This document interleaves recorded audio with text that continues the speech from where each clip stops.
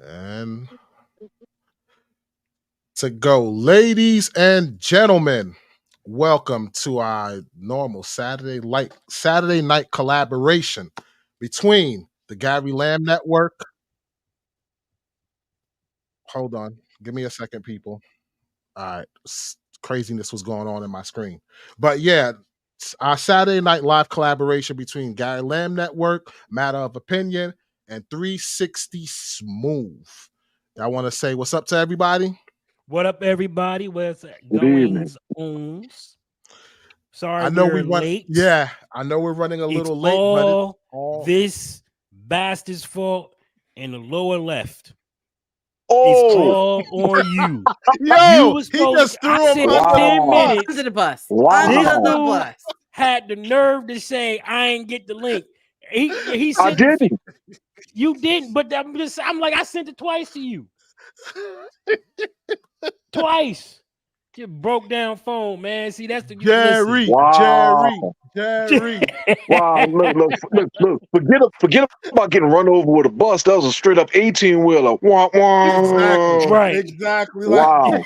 I thought we was boys. We are. That's why I'm clowning your ass. But anyway, this is going to be an excellent show, everybody. We are here live, ready to rock and roll. We are discussing everything that women don't want to talk about because it's just what it is. We have the beautiful Erica P on a set, so she is going to represent women from the 80s and the 90s, the women who Oh, I would say are responsible for the women of today.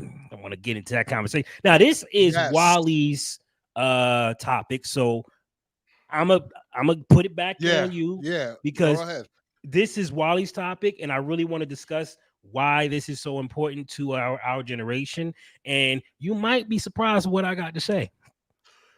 And Okay. just for the record, I don't know if Erica P is going to be able to contest, this clip that we're going to play because this clip that we're going to play is a lot of, it's going to display a lot of what a lot of women and our age bracket, the 80s babies, Mm-hmm. this is what a lot of them was going through as far as like their parents teaching them, to be independent, this, that, and the third. And on top of Mm-hmm. that, all the trauma that the mother, single mother, or whatever the case may be, go through, subconsciously pass down this trauma to their kid and don't even think about it or realize it till afterwards.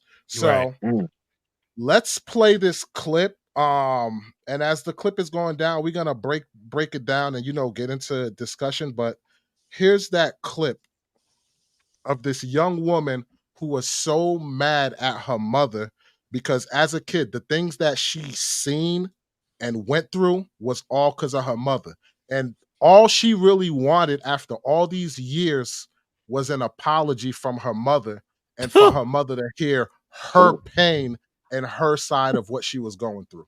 Yeah. And the crazy thing about it is that a lot of the young girls nowadays, they don't even realize like what this girl is speaking about. They think mhm. everything that their mother put them through is cool. So the same teachings or the same practice that their mother did, they now put those same teachings on their children. Hmm. So thank God this girl right here realized all the trauma and is now speaking about it and said, I'm not going to let my child go through that.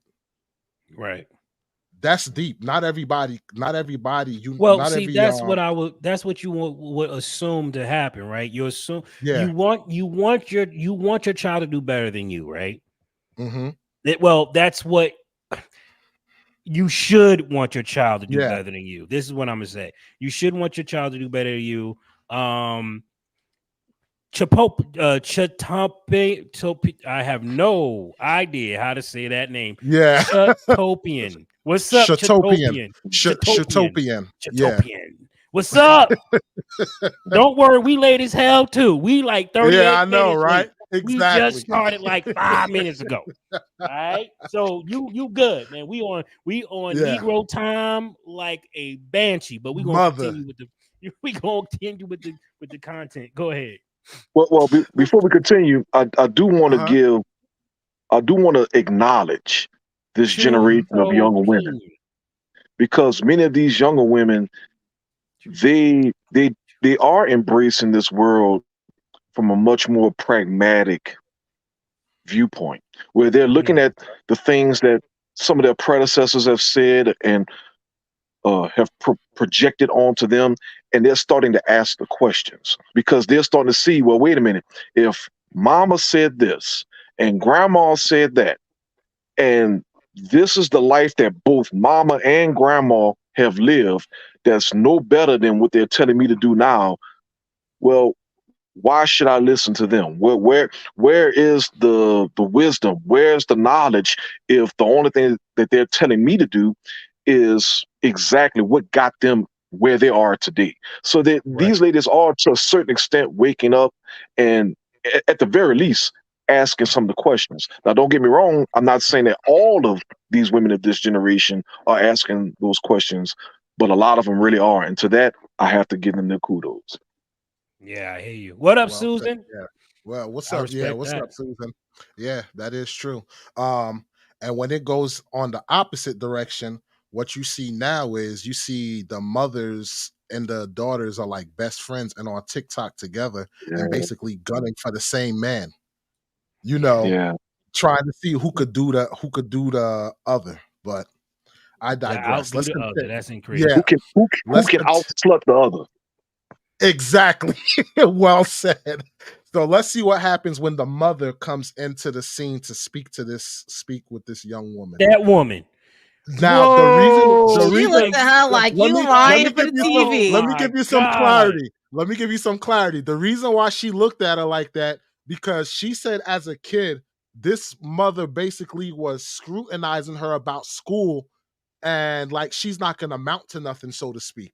I'm paraphrasing, but when Mhm. it came to school, she did not care for this girl's schooling and teaching. That's Mm. why she gave her that look. The, You could tell she the, gave her the, the look like, Yeah, "Ma, you lying. yeah. You're lying right Like now. Like, stop what the are you cat. doing?" Stop the cat. Honestly, Yeah. Bruh. everything that you needed to know started off with her own self-defense. Because the first thing that she Bingo. went on into is the smallest violin playing concert of why it is that she's so messed up. Heaven forbid we actually focus on her daughter. Oh no, at that point in time, it all became about her. Well, this is my sob story. This is what happened to me. This is what I was subjected to. It's like, baby, we didn't even get to Smooth. that yet. We still talking about Smooth. your daughter. The- Smooth. You are astonishingly perceptive, my friend. Thank you, You brother. are astonishingly perceptive because that's the direction that things are gonna go. So the fact that you picked that out like right off the rip, oh, mwah, magnifique. Let's continue. Erica P, I Wow. gotta ask, what's your perspective hearing this so far? Mama's a narcissist. Like, Do you I'm not even I feel like the mother's a narcissist. I feel like she was checked out from day one. This was probably a kid that she didn't want. And instead of her going, "Hey, I need help," she did whatever she was going to do. Obviously, you blaming a child that you brought into the world. You can't blame the child. The child didn't ask to be here. One, let me two. ask you this before you go Go on ahead. to the second part too. Is that daughter wrong for yelling or talking to the mother that way? Because at the end of the day, that is her child. I don't feel like the daughter is wrong. And the reason I don't Okay. feel like the daughter is wrong is because if you are a parent who does not parent and this kid had to basically raise themselves, I'm sorry, you don't get the same respect.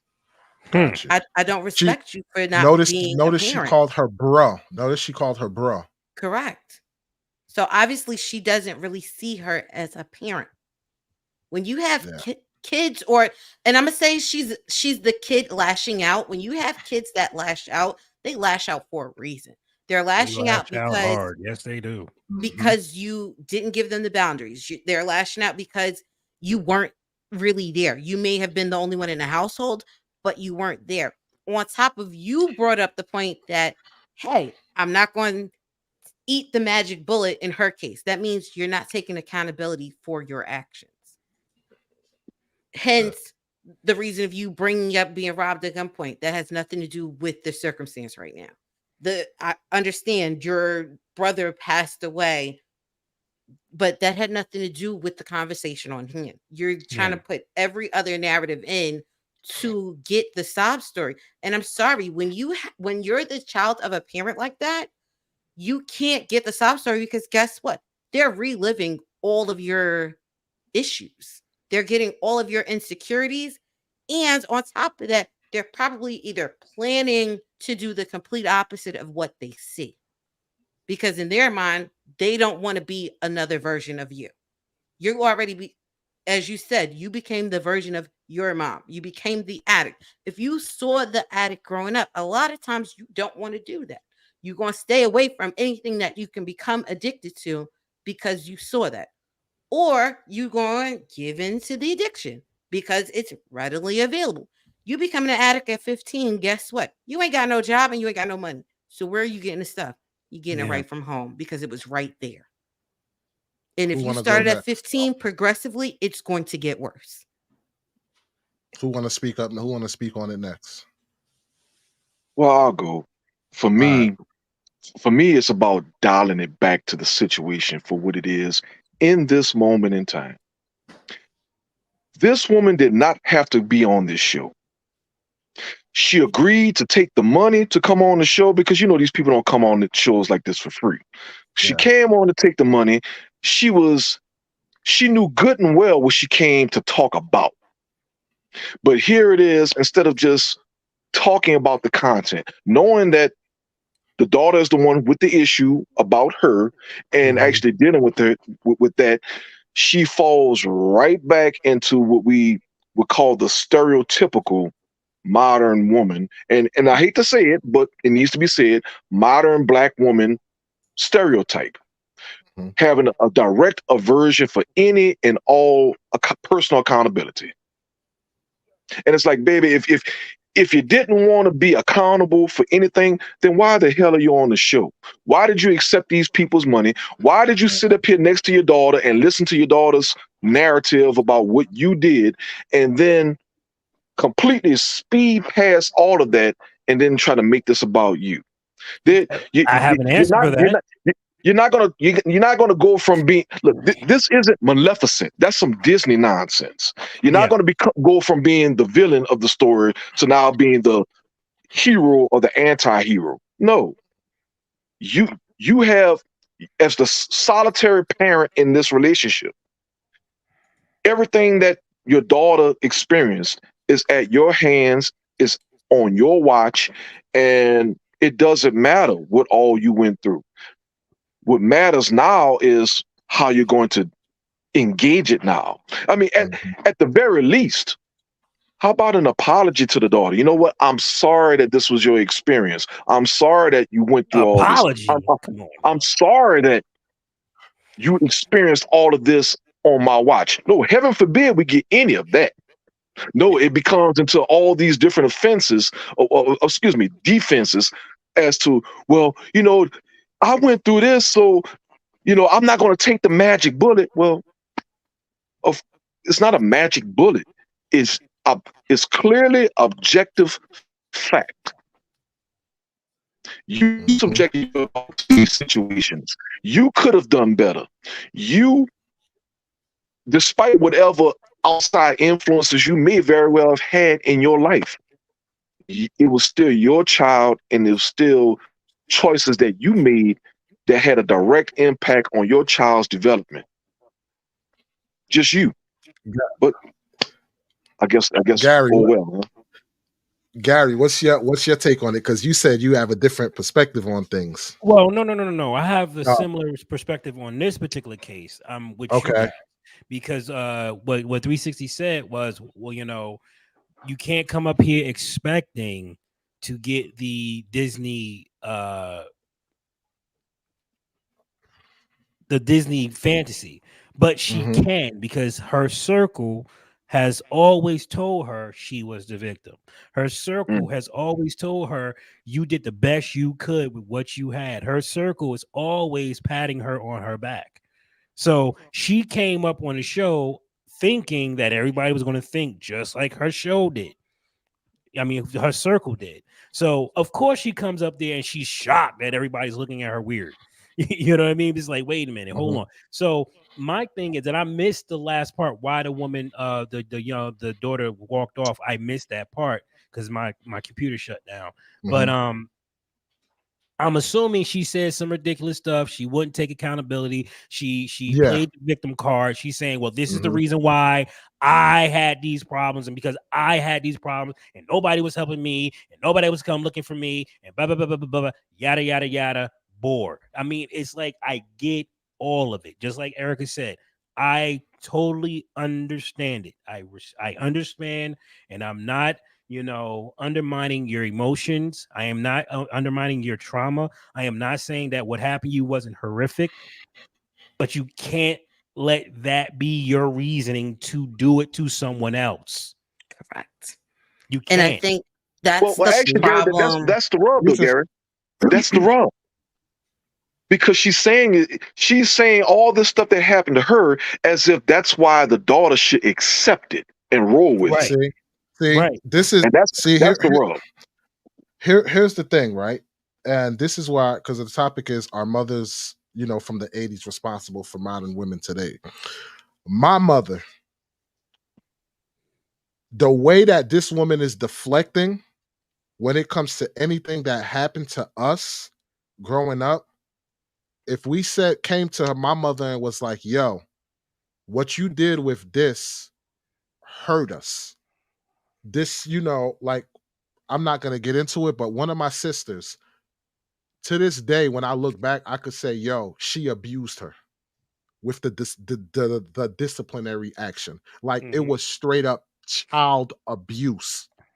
And if I went to my mother and was like, yo, what you did was traumatizing, this, that, and the third, she would find whatever excuse possible to try and like exempt herself. Well, I had to do XYZ because of XYZ.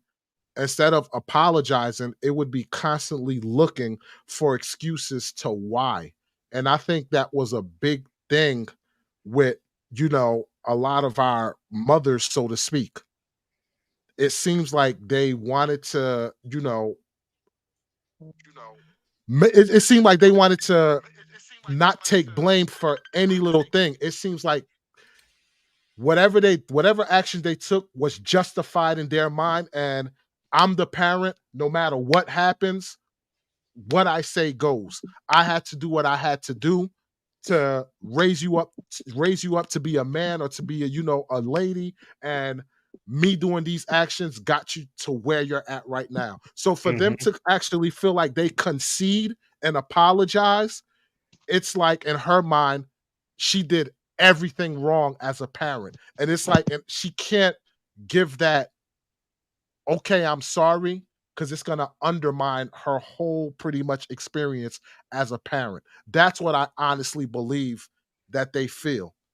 And I could be wrong, but I believe that's what this woman here is going through to an extent. And it goes back to the need to be right. Mhm. I Yeah. need to be right and justified, and I'm not taking accountability for nothing because I had to do this to raise you as a child. See, I I get exactly what you're saying.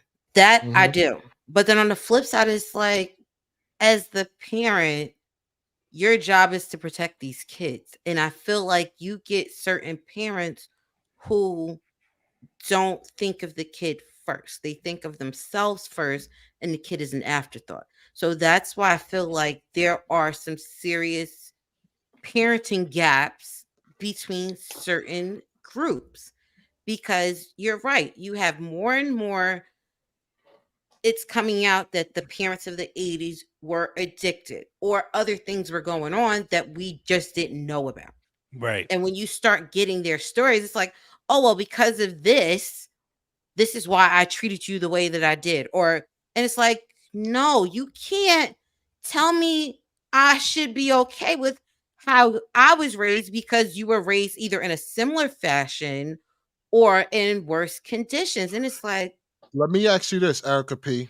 But what do you say to some of the kids who they say, yo, I understand, like, I know what my parent did was harsh or one could label abuse, but if they didn't do that, I would have grew up worse in a worse predicament because of the way I know I am, and I needed that tough or harsh love, so to speak. Hmm. it's a Because catch I 22. because like look at me. Me growing up, if my parents weren't tough on me as they were, I would have been incarcerated. Y'all would not have known Walls P. I would not have known Erica P. I would have not have known you 360 Smooth. I would have not known you, Gary. I probably would have been incarcerated. But Hmm. Hmm. me knowing what they would do if I get in serious trouble and stuff like that, and the way they treated me kept me on my P's and Q's where I was like, yo, why? You want to go rob this? I remember Nah, the I'm good. whiplashes. You Nah, know I'm what's good, funny? yo. I'm gonna go You know what's home. funny? Yeah. Eddie Griffin made a whole Yeah, skit around that. I was exactly, dying. He exactly. was So that's like, why. "My So wife, that's my mother beat me out of the penitentiary," and you're yes, right. You're yes. right. So that's what I'm Your saying. mother What do will you do say to that. those kids? They needed that to keep them. Like it may have messed them up in the head, so to speak, where they relationship wise it's off, so to speak, because like Mhm. they bring that trauma into their relationships.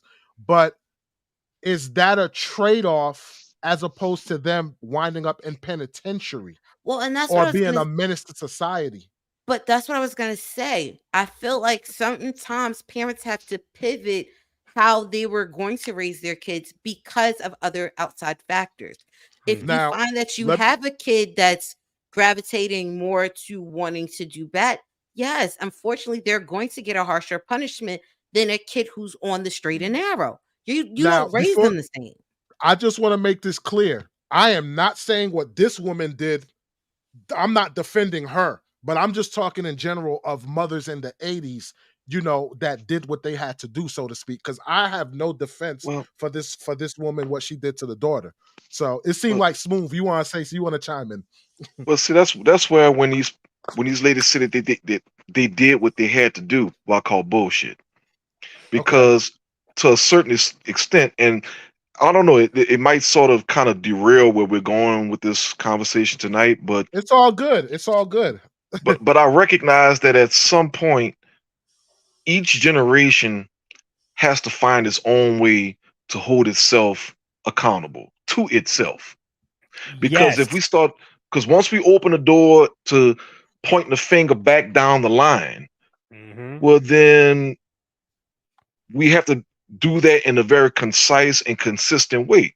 So, for example, right now we're talking about the the sins of the mothers from the 80s and the impact that they've had on the subsequent generations, right? But then Hmm. we have to look at, well, Yeah. who bred them? Oh, yeah, that's right, the women from the 70s and the 60s.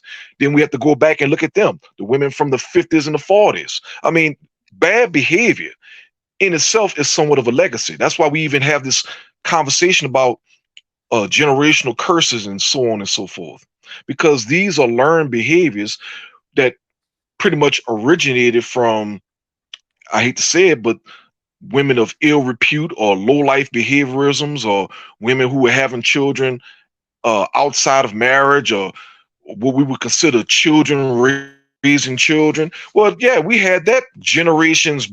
So what we're seeing right now is just the carryover, or the legacies of that dysfunction. We're starting to see all of that play itself out now. It's just that what makes, I would say, maybe the generations that grew up in the 80s so significantly different is the wave of technology, where we, so many of these different things between the media, whether it be television, film, print, in addition to the effects of the government and even multinational corporations and conglomerates that made their money off of exploiting those particular groups.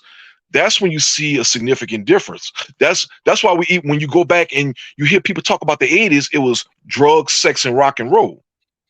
Yeah. Even though Mhm. those same elements existed in generations before, but not at that same level. So it's not so much that this is a brand new phenomenon. No, it was the same things happening today that we saw back in the Motown days, back with Frankie Lyman and Muddy Waters and all those guys back then, you know. But now when we look at it, when we're looking at these different things, we're seeing it somewhat explode at this exponential level, and it's Mhm. not some unheard of type of thing. No, it's just a natural progression when you have all those outside influences combining with all of those forms of dysfunction that now we're seeing what we're seeing today. So, but here's the thing: we have to look backwards, don't we? I mean, in order for us to correct it, we kind of do have to go backwards to the 50s and the 60s and see where we went wrong, right? Because this No, did progressively get bad. You don't no, think so? because the past is the past. See, That's Yeah, that's what I'm but saying. we were At some repeat. But point, hold on, but we have to we have were that line of delineation to where we say, from this point forward, this is what we're going to do. Because see, that's what's happening in that video that we just saw. The mother in the video, she's instead of her being, let me put it like this. We've all heard that saying that shit rolls downhill, right? hmm Mhm. But what happens if that one person decides, you know what? Yeah, the shit has rolled downhill to me, but I'm not going to let it get past me. Then you see change. But see, that Mm. mother in that video, she has no desire to be that change. No, Yeah, but her as far as daughter's she's being the concerned, change well, though. shit rolled downhill to her. So now But she's her going to let it continue to roll down to her daughter. But her daughter's choosing to be the change, right? That's why they're on this show to have this conversation. So she Mm-hmm. can have that, if anything, she's going to get closure one way or the other on this show, right? Because whether she's going to just see that her mother's never ever We going to hope. come to the point that she's Yeah. going to admit to her wrong, which is what the child wants. I just want you to say I'm sorry. You know what I mean? I want you to Mhm. acknowledge Yeah. that you jacked up my life. You know what I mean? You wasn't prepared for it, and I want you to take responsibility for that. But sometimes you don't get that kind of closure. Sometimes the closure is this is your mother, and she's just going to be who she is. She might have to take it. She might take it to her grave.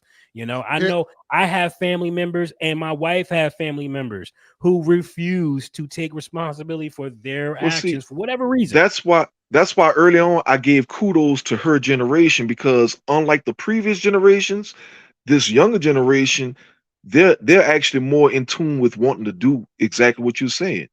They are asking the questions, and they're doing their best to try to take accountability where they already see that their previous generation has no desire to do that. Mm-hmm. But you also have to think about it too. A lot of times they're starting to talk to their friends. So they'll notice the differences Mhm. between how I was raised compared to you. And vice versa. When you start having kids that are more, inclined to do activities outside of the home, you'll start being introduced to other kids. You'll start seeing other parents participate. So you also get to see something different that you don't have too. Because think about it. In the 80s, it was you had your bike, you had your freedom, I can remember the biggest thing people were saying back then was just go outside. You got all the freedom that you want.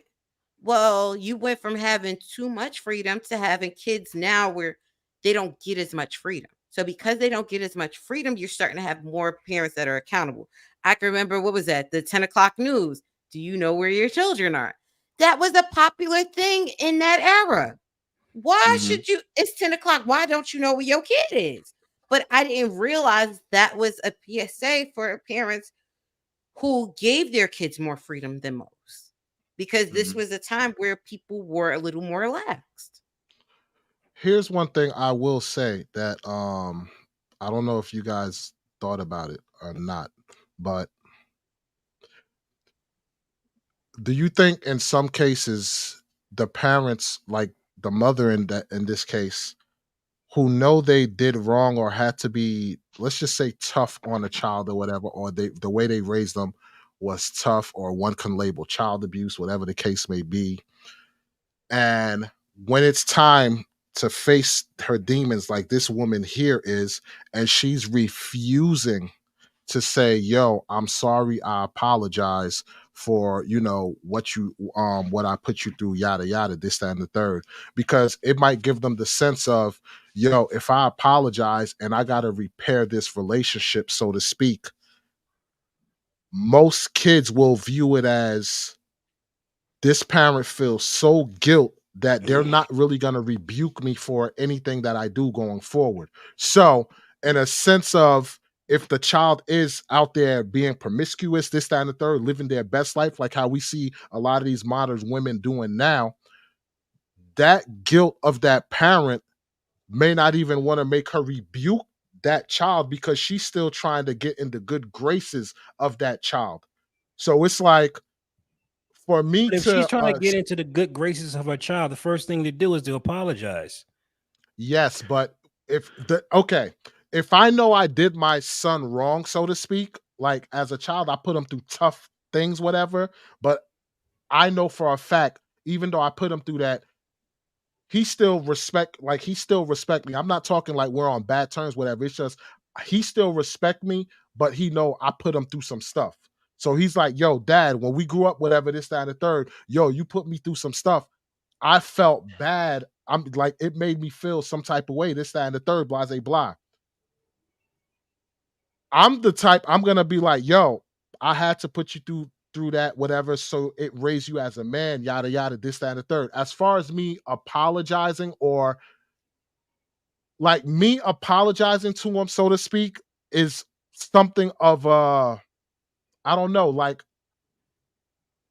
I'm putting in a bad perspective. I would have to be in bad terms with them, because if I'm in good terms with them, it is what it Yeah, is. if you're in If good I'm in terms with yeah, him, you're not yeah. going to If look I'm at it in the if same way. I'm in Yeah. if I'm in bad terms with him, and now he's trying to ingratiate himself back into, like, I'm trying to ingratiate myself back in his life, and he's looking for apology, me giving him that apology and trying to ingratiate myself back into his life, if he's doing bad or doing things I don't agree with, it's going to be hard for me to try and rebuke him, because I'm still trying to get in his good graces.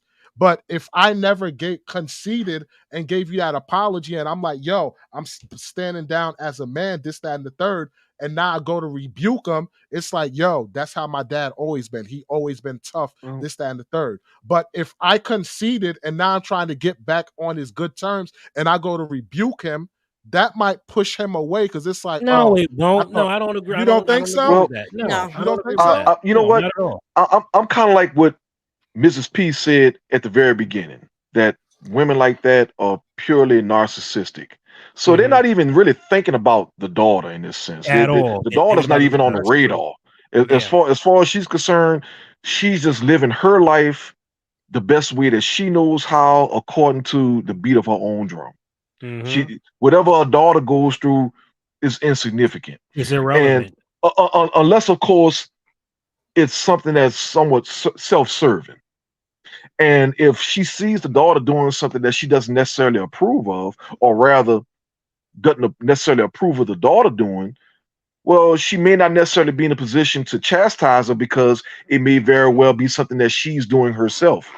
Hmm. That's the one thing we see. We see these 80's mothers in nightclubs and stuff today, trying to compete for the same man that the daughters are competing with. Hell, Oh my now God. they've depending on where they fall within that age range, they may actually be the grandmothers competing against their granddaughters At for the same men 46. in the nightclub. At That's the 46. sadness of it. Yep. And these are supposed to be the elders in the community right now, but they're not in the moral position to be that elder, because the things that they would presumably try to encourage the daughters and the granddaughters to avoid in terms of bad decisions and bad behaviorisms are the exact same things that they are participating in, if not endorsing themselves, if only just to save face. They Hmm. can't come back and tell their daughters and their granddaughters that it's wrong for them to play the part of the whore or the prostitute while they're still getting money from Mr. Earl, Mr. Stanley Earl. They can't do that. No. But see that, but that's horseshit. Yes, they can. See, that's the Why problem. would Like, they? listen, why would they? Because they should be thinking about their daughters. Listen, you don't want this life. I'm Gary, they telling don't you see how it anything ends up. wrong with it. That's the problem. If But think here's about it, no, if they don't see anything wrong with it, you're not going to tell anybody else not to do it. all right. Exactly. So let's say that okay, they don't see nothing wrong with it. They see that's perfectly fine, right? Um, if that is in fact the case, then they're letting the shit roll down the freaking mountain at this point, right? And the only person that's going to be able to stop it is that particular generation. You see, Toya and I, we stopped it. Okay, we had to stop it. All right, because it wasn't gonna. It would have kept going, and it would probably got to my kids and what. So we stopped it, right? But very few people actually do stop that roll because you see, monkey do. Monkey see, Well, monkey do. If it's I actually see deeper than that, though, Gary, because you have to factor in the sisterhood. These women have formed this informal sorority, which impervious has to any dysfunction facts, at its center. any reason, So any logic. well, that's what I'm saying. Even if they want to deviate from the participation in it, they still get all this bashing. Right now, so many good, decent women who don't live this way are getting bashed by other women who call them pick-me's simply because these women are doing the things that keep them honorable. Yeah. The sisterhood will bash these women for doing otherwise. And I can hear the Louisiana part of the problem accent is they from are a part of that mile sisterhood away. too. They will bash other women for doing otherwise. Are you from Louisiana, sir? Born and raised. Ninth Ward.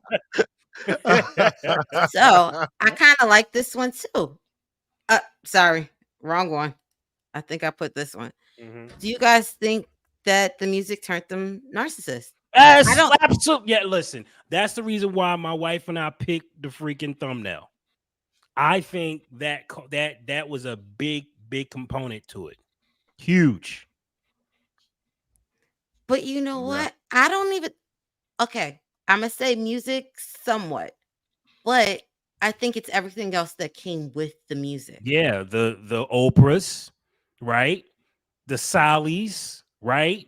We all The, these the, talk shows geared to women caused this. All this stuff caused it. Like you kept everywhere you turned on television, they was either bashing men or uplifting women. Everywhere. So now you have these women with this mentality that I don't need this and I don't need that, and I can go and be just like a man, and your bodily functions will not allow you to. Emotionally, you can't do it. Physically, you can't do it. You know what I'm saying? Hell, spiritually, you guys are falling apart too. When it comes down to trying to live this lifestyle of have it all. So I think it has a lot to do with the music. Think it has a lot to do with television. You know what I'm saying? I remember back in the day As the World Turns. Why? Because my mother used to watch it all the time. As the World Turns, right? What is it? What's the other one? The Rich, the Bold, and the Beautiful. Was that the one? Bold and the Beautiful, Young and the The Bold and Bold Restless, and Beautiful. As Beautiful, the Young World and Turns, Restless. You know what I'm Guiding saying? Light, Like, what was the one with the Y? The red Y paint. What was Young and that the one? Restless. The Young and the Restless. Yeah, You know what I'm saying? So all these shows did this to our women. So when we get up there but listen, and listen, for the women folk that's saying you're always talking about women, yes, we had the smooth talkers like the Temptations and the Four Hot Tops and stuff like that, and they was singing y'all asses out of y'all panties. I get it. See, Totally get it. So I'm not going to sit here and say it was all on the women's side, but come on now. When you got people like Oprah constantly bringing people up saying that men need to do this, that, and the third, and women are this, and we don't need to do that. And the next thing you know, what have you done for Lee lately? Only thing that's going on is the rent. What was some of those other songs that came on? I don't see nothing. It's so many songs that would have jacked up our generation. Now you have Sexy Red.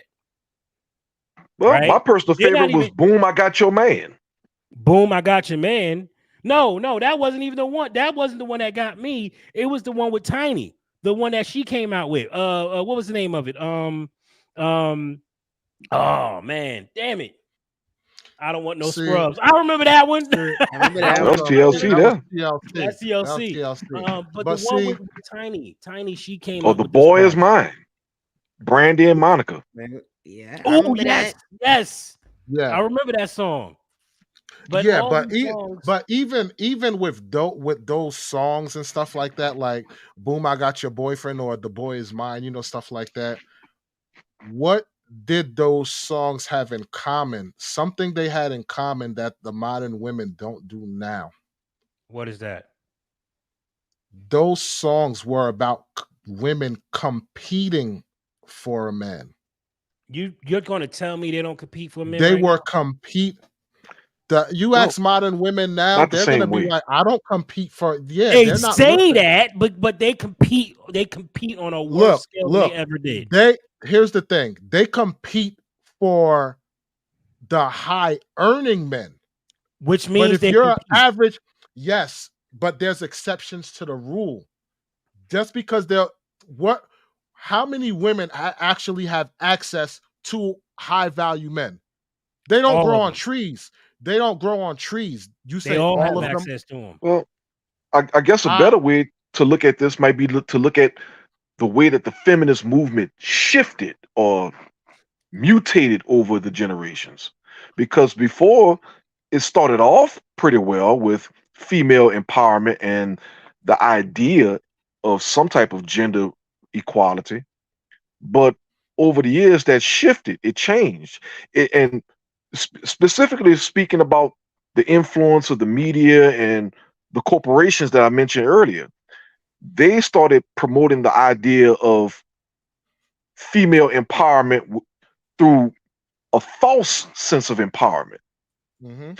You ever notice how, like, say, even the shows like Murphy Brown and stuff like that, they always try to show the women being powerful in comparison to men, not Mm. necessarily being powerful in comparison to each other.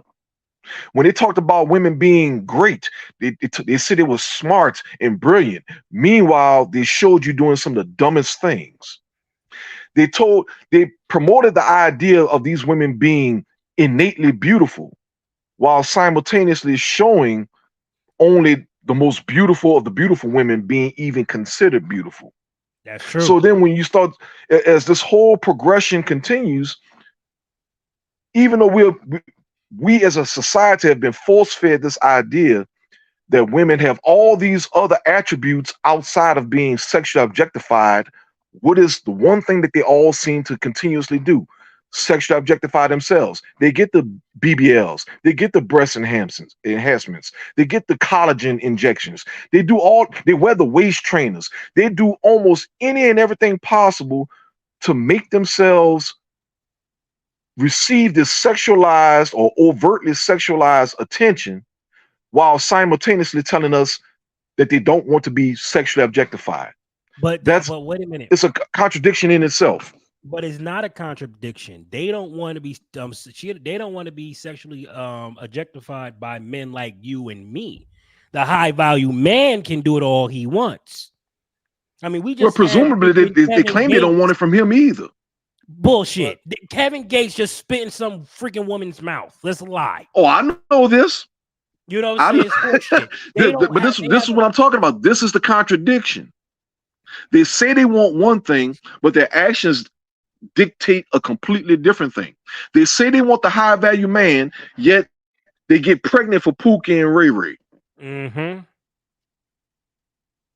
I mean, he's the Everything they man right do is a now. walking contradiction. You mean to tell me look, let's be real. Over the last, say, 5 to 6 generations across the board, the one thing that men have continuously told women in this society across all these generations, the one thing that a woman can do to disqualify herself from having the best options with respect to finding a man is having a child out of wedlock. And what's the first thing the overwhelming majority of them do? have a child outside of wedlock. Yeah. See, here's my thing, man. As far as women like painting themselves as sex objects or whatever, or men viewing them as sex objects. Number one, that's women doing it to themselves. And number two, men like the good men who actually are looking for wives and long-term relationships, they're not looking at them at that sense. Because think about it, right? Women view men as, all men do is objectify us, view us as sex objects, right? If that was the case, why are men blatantly coming out and saying, women, you guys are doing too much and y'all need to come out dressed more proper? Because if all we think about is sex as men and all we want to do is lay in bed with women, this is a gold mine for us. This is golden years. Yeah, it is, but Right? This is obviously it's golden not. years. But Obviously obviously it's not. It's the men that's saying, you go, like, you're out of pocket. And Here's when the we went thing. talking about the music thing, what we got to realize is, even though back then the music, they were talking about sex and stuff like that, the difference is the music was encrypted. Do you know how long it took for me to realize that Lay Your Head in My Pillow, that song, and Just Relax was about dude, going down on a chick? Wow, I didn't even know that. Yes. You just gave me something. The music was encrypted. I get so Lay weak in your the knees head I on could my hardly speak. pillow and lay Like, just come relax. on. That was the shiznick, though. Yes. That was hot shit. But the music was encrypted. You know what's amazing? Hold on. I just want to Yeah. bring this. I just want to bring this. This is amazing. I just want to bring this up. This is beautiful. I love it. I love our chat. Okay. Men have babies outside of wedlock also, not just women. Technically, you And? need both of them to have that baby. No But wait, hold up. What the fuck? When I heard that, the first thing that went to my mind was because with respect to women's preferences for picking men, Wait a minute. having kids has never been a disqualifier. Yeah. But it has No, been a hasn't. disqualifier for women seeking men. And that's the difference. These women are trying to fit men into the same box that they are in. Yes. And that's the disconnect. We are not women. Let me say this. Women always love to go on a tangent about, well, I'm on my period, so you got to understand my hormones and this. So this is why I do act this way. And this is why this happened to me. So as a man, you got to understand the hormones control this, that, and the third. Fine. And every Then we're man not equal. respects that. No, it even gets deeper. Every man respects that. 1000%. But why is it that women don't understand the simple thing? If we're talking about hormones, why don't they understand the simple concept that the reason why men have higher sex drives is because of a hormone called testosterone? That's a natural part of our body. So, men, yes, we're promiscuous, but we have a reason why, or excuse why we're promiscuous. Wait, Because hold up. What? Hold on. Let me finish. The reason why men look at like sex is a big thing for men is due to testosterone. So what I want to ask women is, what is your excuse for all this promiscuity? At least men have an estrogen. excuse. It's Estrogen is their problem. Yep. Estrogen. Yeah, because if testosterone is our problem, estrogen is theirs. within the last 20 years, there's been so much documentation about women being just as, if not more, sexually inclined than men are. They just don't rile up as long as many. Look, the proof is in the pudding. Yeah. How many sexual aids are available on the market for men compared to the countless dildos and vibrators and suction cups and everything that women have to get off on a Friday night? Dude, they have machines that literally rotate tongues. They have machines that piston like a locomotive. They have all kind of stuff for women. Yo, It's they only got within the last maybe 10 years that you they might have, have well, I'm sorry, machines that last got 2 15 cents years, you might for have the seen motors. products like the Is that fleshlight more? and stuff Is like that that more so? that are nothing more but different generations of the fleshlight. But But is you that? women got everything from the size of something as small as a piece of chapstick to Yeah, a donkey or horse cock. They have yeah, all but kind of crazy stuff. yeah, Oh my but Hell, god. they even started making fictitious phalluses for these women to use, like yeah, but dragons and tentacles and stuff. They got all kind of but stuff for women Change the nowadays. subject, change the yes, they subject, have change the all. subject. Yes, they have all kind of stuff because at the end of the day, for us to get off is 1,000 times easier than women. If a dude keeps going, eventually you're going to get off. For a woman, that's not the case. So if that's not the case where it's that easy for them to get off, of course they're gonna have all these different things for women to get off and all these pleasurable toys.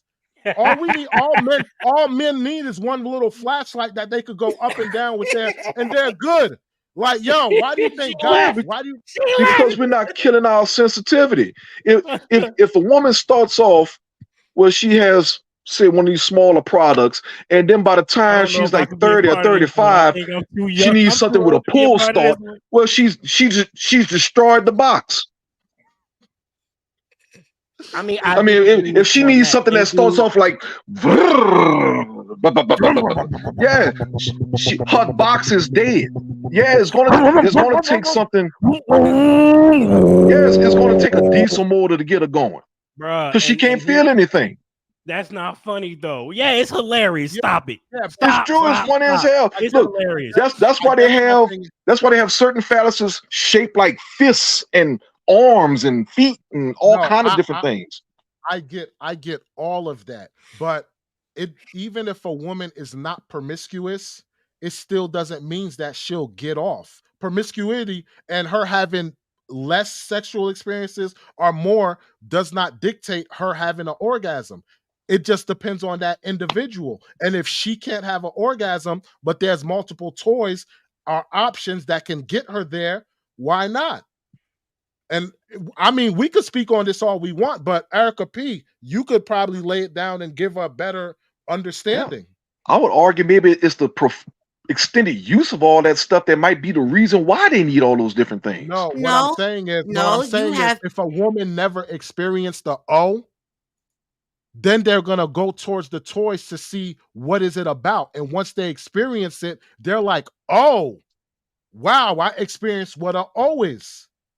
you do. You have people who have never, or it took them years to figure out that's actually what that is. So no, it's not always about the promiscuity stuff. It's more of a hey, maybe you didn't have a experienced partner.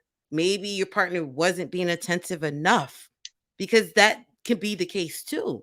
It's not always, hey, think about it. You have people that don't know what it is, never figured it out, and it's like, okay, well, this is just normal. You get others, and it's like, I can't deal with you because you don't get me there. And So not what you're everybody's saying okay is with a that toy either. what they may require might not even be humanly possible. In some Some cases, in some cases, yes. it all depends on the Then I'm individual. sorry. That just means that their junk is not working the way it's supposed to work because that's not how it's supposed to be. But that's the difference. A girl's anatomy, and if you get that, it's not always contingent on her even experiencing it.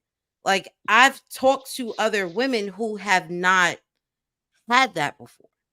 And it's No, I, not I get what you're saying. I'm just making the argument that if what it takes is beyond what is humanly possible, then that doesn't necessarily mean that something is wrong with the men. It may be something that's actually dysfunctional about that woman's equipment. that's the She thing though. didn't get the same standard model that most women Yeah, get. But but that's the thing. The model's always not the same. So that she could be, maybe she's inexperienced, he was inexperienced, and it's like, hey, we got Can we married and get this is back on it. topic, please? Yeah. Baby, if you need a Okay, pool we go start, back on the topic. problem ain't the man. If you I mean, if you I'm, need But a I'm that's what I'm just, saying. Though. if you need a It's not. motorcycle motor on that sucker, listen, no, you have a I'm with broken you. box. I'm with you 360, but we need to keep it on topic because we Yeah. talking about something that's way more in depth.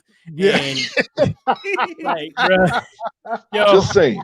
I'm sitting here Uh, like, yo, I was like, wait a minute, yeah. wait. But wait. I can't let the fellas get handled like that, brother. No, Nah, nah. No, I nah. respect that. I You know what I'm saying? understand I get it. Like, 100%. I yeah, understand. But like all I'm saying is for some women, it's just difficult. Like, and you're right. Well, that might be a It is personal tough. problem for them. Of course. yeah. Of But what does course. that Of have to course. do with? Hold on. But what does that have to do with how you raise your child? That part did. It Well, had that nothing part to do has with nothing to do with that. that. I mean, Right, and this is what we're Yeah, talking it about. doesn't. Like, it has nothing to do with raising a kid. But people in the comment section, even though it didn't, were you entertained? Are you Were you entertained? entertained? Are you entertained? All right. So let's get back to this woman walking off the set with the trauma that she's trying to express to her mother, and she's not getting the apology. All right, we're gonna try and stay on topic now. All right, ladies and gents. Let us take a moment. We can have. wow, Sorry. Yeah. just Yeah. wow. What did she say? Pain upon affliction creates Yes. addiction. Yep. Yes. So she Because- justifying her actions. Oh Okay. boy. Yeah. Because we didn't land on Plymouth Rock. That's what it Plymouth said. Plymouth Rock Rock. land on us. She Yes. sound like Yes. every type of bamboozled, and what is she talking about? Yes, yes. She's not That taking happened. accountability for nothing. She's like, yeah. She's like, hey, child, you're jacked up, but it wasn't my fault. She said you I was jacked up because I was that, jacked up. that's So basically what she just you said. good. She said, yo, daughter, I made it. You be all understand. right. I see you doing all right. That's exactly what she You said. doing good. Yeah. You doing better for your child, right? Then I Or- did my Yeah. job. Yeah. Or Yeah. actually, here's another way to look at it, which may be significantly worse. What messed me up is the same thing that messed you up. So, oh well, deal with it. Mm-hmm. Yeah. That's pretty much where she's coming from. They're saying we're Yeah. suspended. Since I had to go through it, well, too bad for you. You got to go through it too. Now we'll both just blame whatever trauma I suffered. That Hold up, we're gonna hold up. blame it They're on that. saying that you got fried, Gary. They're saying they fried me. That was sickening. That was truly sickening. And if you notice, Wow. she said that in terms of apology, her presence was the apology. So she wasn't going to say it. She had no reason. She didn't even see the necessity of actually giving an apology. She just thought just showing up was just good enough. Sickening. Mm. Yeah. Hold up. Yeah, they're saying we're suspended. Both of us? Oh. Yeah, I think so. No, it's coming back. It's coming back. It's coming back. Just don't play it no more. But it's coming back. Yeah, it's coming back. All right. So yeah. No, it's coming back. Like it's a bot. Maybe it's the just video. He had a bot. Okay. Well, So, we got yeah, a we whole won't- enough a yeah. lot from it anyway to go on Yeah, about I'll this here. remove it, but yeah, What's that show from In Living Color? She sound like David Allen Greer making up stuff. I don't know. I mean, maybe he's a part of the 12 step. I don't know, but she sound like some type of a commercial or something. But pretty much in a nutshell, she did not apologize to this No, woman. she did not. She did not apologize at all. apologize. At all. And that's the problem. Like they do not apologize. They won't. She gave they a justification to not apologize. Right. She justified not. Yes. That. Yep. We all back. We back on. We back.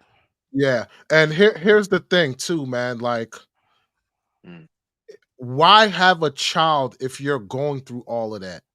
Like if she's all like into like drugs and all this stuff and had this, why bring a child into the equation? Right. But you got to think about it. A lot of times they were out there doing it too, and then popped up pregnant. Yeah, I So think it's she not said she was like they like were. 15. Didn't the I mom say she was like 15? Oh, Yeah, I don't know. don't remember what age she said, but I don't really think she was prepared to grow up to be a parent. Is what I got Nah. from it. Because usually if somebody wants to bring in a child and they know their lifestyle is not on up and up, what do? They eventually evolve to be a parent and leave their old life alone. So when you start having the ones who don't leave that life alone, then it's, hey, you just so happen to be born, but you're gonna have to fit into whatever narrative I got going on. Right. And Mhm. I feel like that, on one hand, it does a disservice to the kid because they're seeing stuff firsthand Well, that they probably shouldn't have seen to begin with. Yeah. you know, as you say that, I'm kind of reminded of the necessity to do something, which I kind of started early on in this conversation, but I think What's really that? needs to be highlighted. That with respect to some of these people who may have had children at relatively younger ages, but who actually did do the right thing, we need to recognize them Hmm. Oh, because Yeah. I look, I can whereas tell there's you, like well, I'm there No, saying are finish your a awesome lot point. of the No, problem stories. finish comes your from Oh, like point. these generations of children raising children. But as we're starting to see that in itself doesn't necessarily become the pure symptom or the pure blame, because there are literally millions of people who have had this exact same experience and yet brought their children out in much better upbringings and made their fashion their children into productive members of society, whereas Mhm. unfortunately so many have not done so.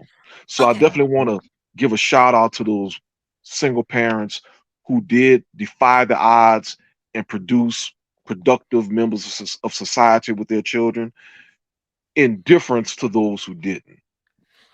Yes, Yes. but you also have to look at the eras. Think about it. You were like, most of the time we're talking about the 80s, but think Well, that's about what I'm the saying. I'm not blaming the 80s. That's correct. And that's what I was gonna say. I'm not saying it's a blame, but kids having kids has always been a thing. Think yes. about it. The legal age to get married at one point was 14 years old. So if Hmm. you go to yesteryear, 14 was the legal age. Meaning in my head, 14 is a child, but you were a grown up at 14 in some of these eras. You were a grown up at Hmm. 16 in some of these eras. You had people that were 16 running whole households. It only, think about it. It evolves over time. It's like, okay, well, no, you're still in school at 16. Okay, we're gonna move it to 18. At another point, they could almost move 18 to 26. And I'm only saying 26 because think about it now. Hmm. You are responsible for your child until they're 26 if they're in college right now. Right. See, So in my head, I could be like, hey, you can't have a kid till you pass 26 because right now you still my responsibility. But it's here, also based off of what's the norm now. Those rules always change depending on what society is doing as a whole. Hmm. see, I can't blame, the mothers of the 80s, so to speak, because those who had kids back in the days, most likely they were getting married or they were being tied to that person. Like you had this baby, there was ethics, a code. There was a code of conduct, so to speak. You get Mhm. knocked up, most likely you're gonna get married to this person. You shouldn't have had the kid. I don't care what happened. Now, in the Mhm. case of that woman with the daughter, I believe if the father was alive, maybe it could have been a different outcome. Who knows? Maybe. We don't know. But what's happening nowadays, there's no code of conduct. You get Mhm. you get pregnant, people are cheering it. Oh, you about to have a baby? Like They have a baby I shower like I, it's a wedding now. I just saw on social media, Sexy Red is pregnant, Yeah. What? and I'm saying to, What? I'm Yeah. saying to Yes. myself, Oh, I'm saying to myself, damn it. with this girl's behavior and bringing a child into the world, Lord help us all. that like, and these are the kids that my kids have to interact with. So the only thing you could do is pray that this person get on their P's and Q's and maybe change because they're a parent. But what's the chance of that happening? 50 And 50. I just want to say this too. Like, people feel like having a kid is like an achievement or an accomplishment that's not done in the normal way, as far as like husband, wife, yada yada, the whole nine. They're doing things out of order. And I just want to play this video because people think it's all cool and it's all fun and games until reality hits and this baby gets here. Then you see it's a whole different ball game. Mm. You're gonna see in this video, this woman is prancing around, playing it. Yeah, I'm having a kid. Oh, I'm about to turn up, and then watch her response when the baby get here. So, hello. Well, I feel like I'm literally going crazy every single day, and I feel so beyond alone.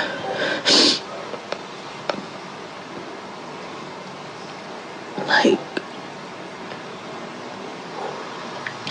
being a parent is the hardest thing I've ever experienced in my life. Or more, being a mother is the hardest thing I've ever experienced in my life. I always wanted to be a mum. I always wanted to have kids. I just thought things would be different. I don't know if I romanticized motherhood or I romanticized how I thought this life was going to go. And now that I'm here, it's like I hate it. Like, I hate it. I hate it every single day. I hear the baby crying. He's like acting like that baby not there. I don't want to be here. Yeah. And Yeah. I just want to put on a light for this one moment. What did you think it was going to be, darling? they don't know Well, till it gets What there. did you think it was let's going to call a spade a be? spade. Women like that, they believe that everything is going to be peaches and cream because that's what they're taught. Yep. And unfortunately, the women who have gone through that experience, they perpetuate the lie. They keep Nope. telling, they tell each other, and they tell the next generations, "Oh yeah, baby, you don't need a man. You can do this Oh all by yeah. yourself." Oh yeah. And Like that meanwhile, they lady. get out here, they have this experience, they find out how much it really sucks to be completely and totally alone. And instead of them being honest about it, they double down. They continue to say, "Oh, you don't need no man. We don't need a man. We like y'all, but we don't need y'all."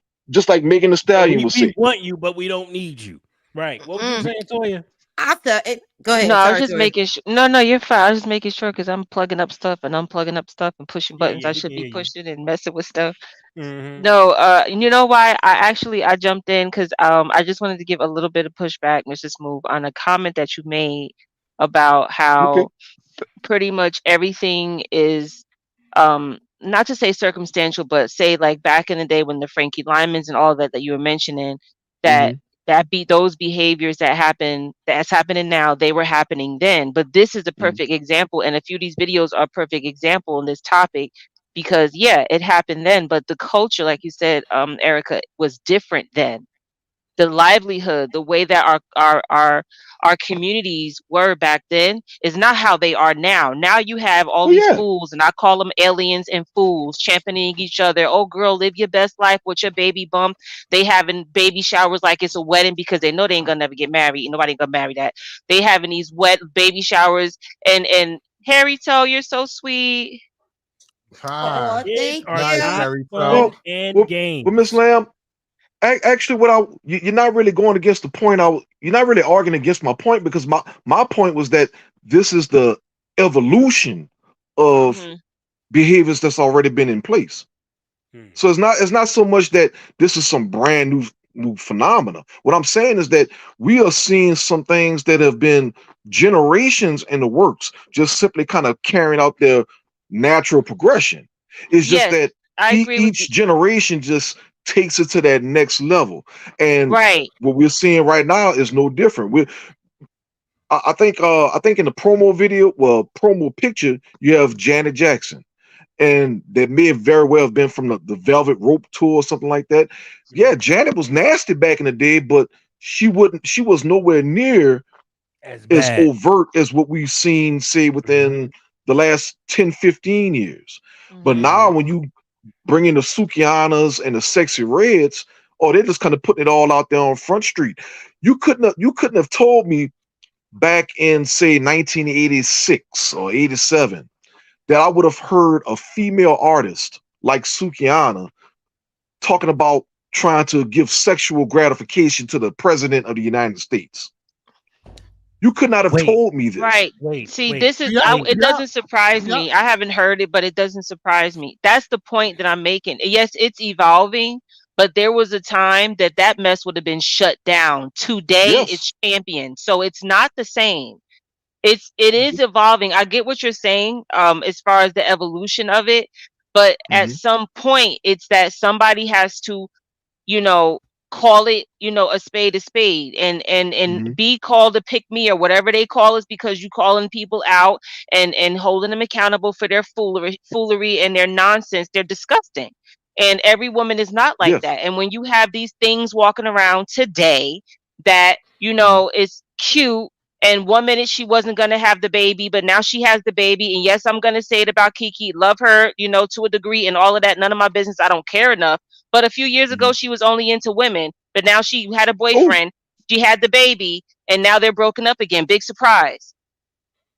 It's like Mhm. this type of stuff Wow. is what is happening because you have many women, or these aliens of today, I won't even call them women, that are out here championing this Ooh. nonsense, and they're patting them on the back and saying, "Yes, girl, live your best life. We don't need these men. We don't need this. We don't need that." Until you have what's happening now, bless all their souls, with our country and its borders being in trouble. And then all of a sudden, you looking for men to come and protect you when you didn't need them last week while you was living your best life.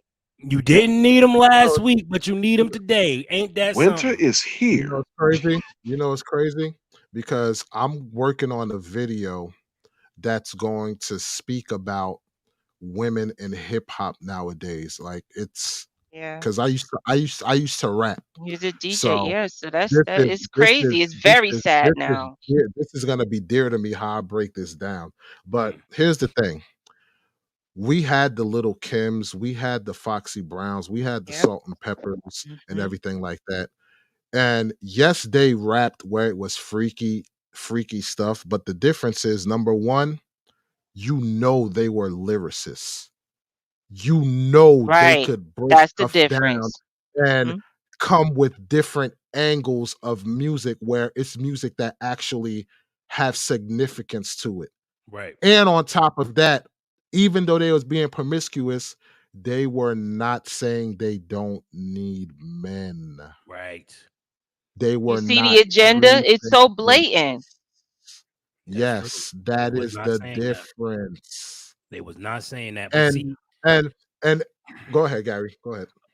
here's here's where my frustration comes along with the whole thing is Mhm. because I'm raising sons in hopes that we can somebody come through. What will happen? Yeah, This I move. think Smooth's froze his other one, so Okay, I'll let's kick do that. Hey,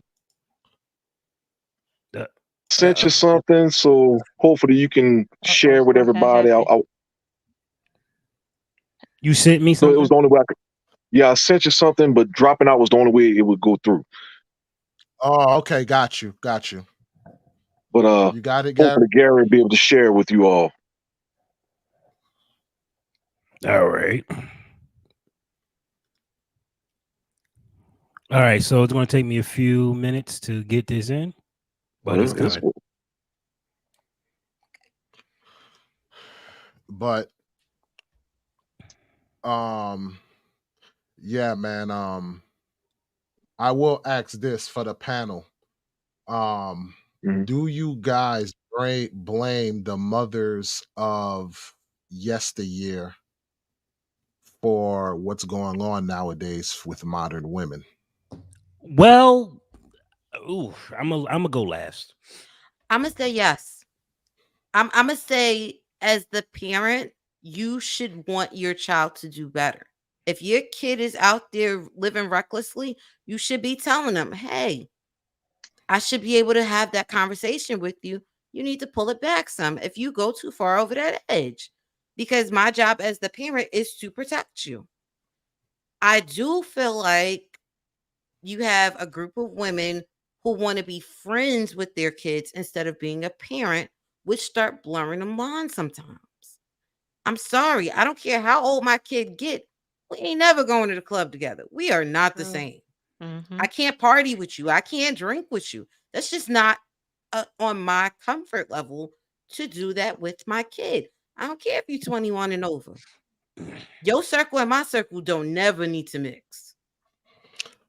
I will say this. I have to blame the mothers of yesteryear because regardless if they grew up in single parent, two parent, if they raise their kid with a husband or not, it seems like a lot of women have the same story where it's like the mother was preaching to them their independence and their education and not at the same time not preaching make sure family husband and all of that is like core value because at the end of the day you could have all the job and money and everything like that all that but you can't take it with you when you're on your deathbed. That's not going to be there for you.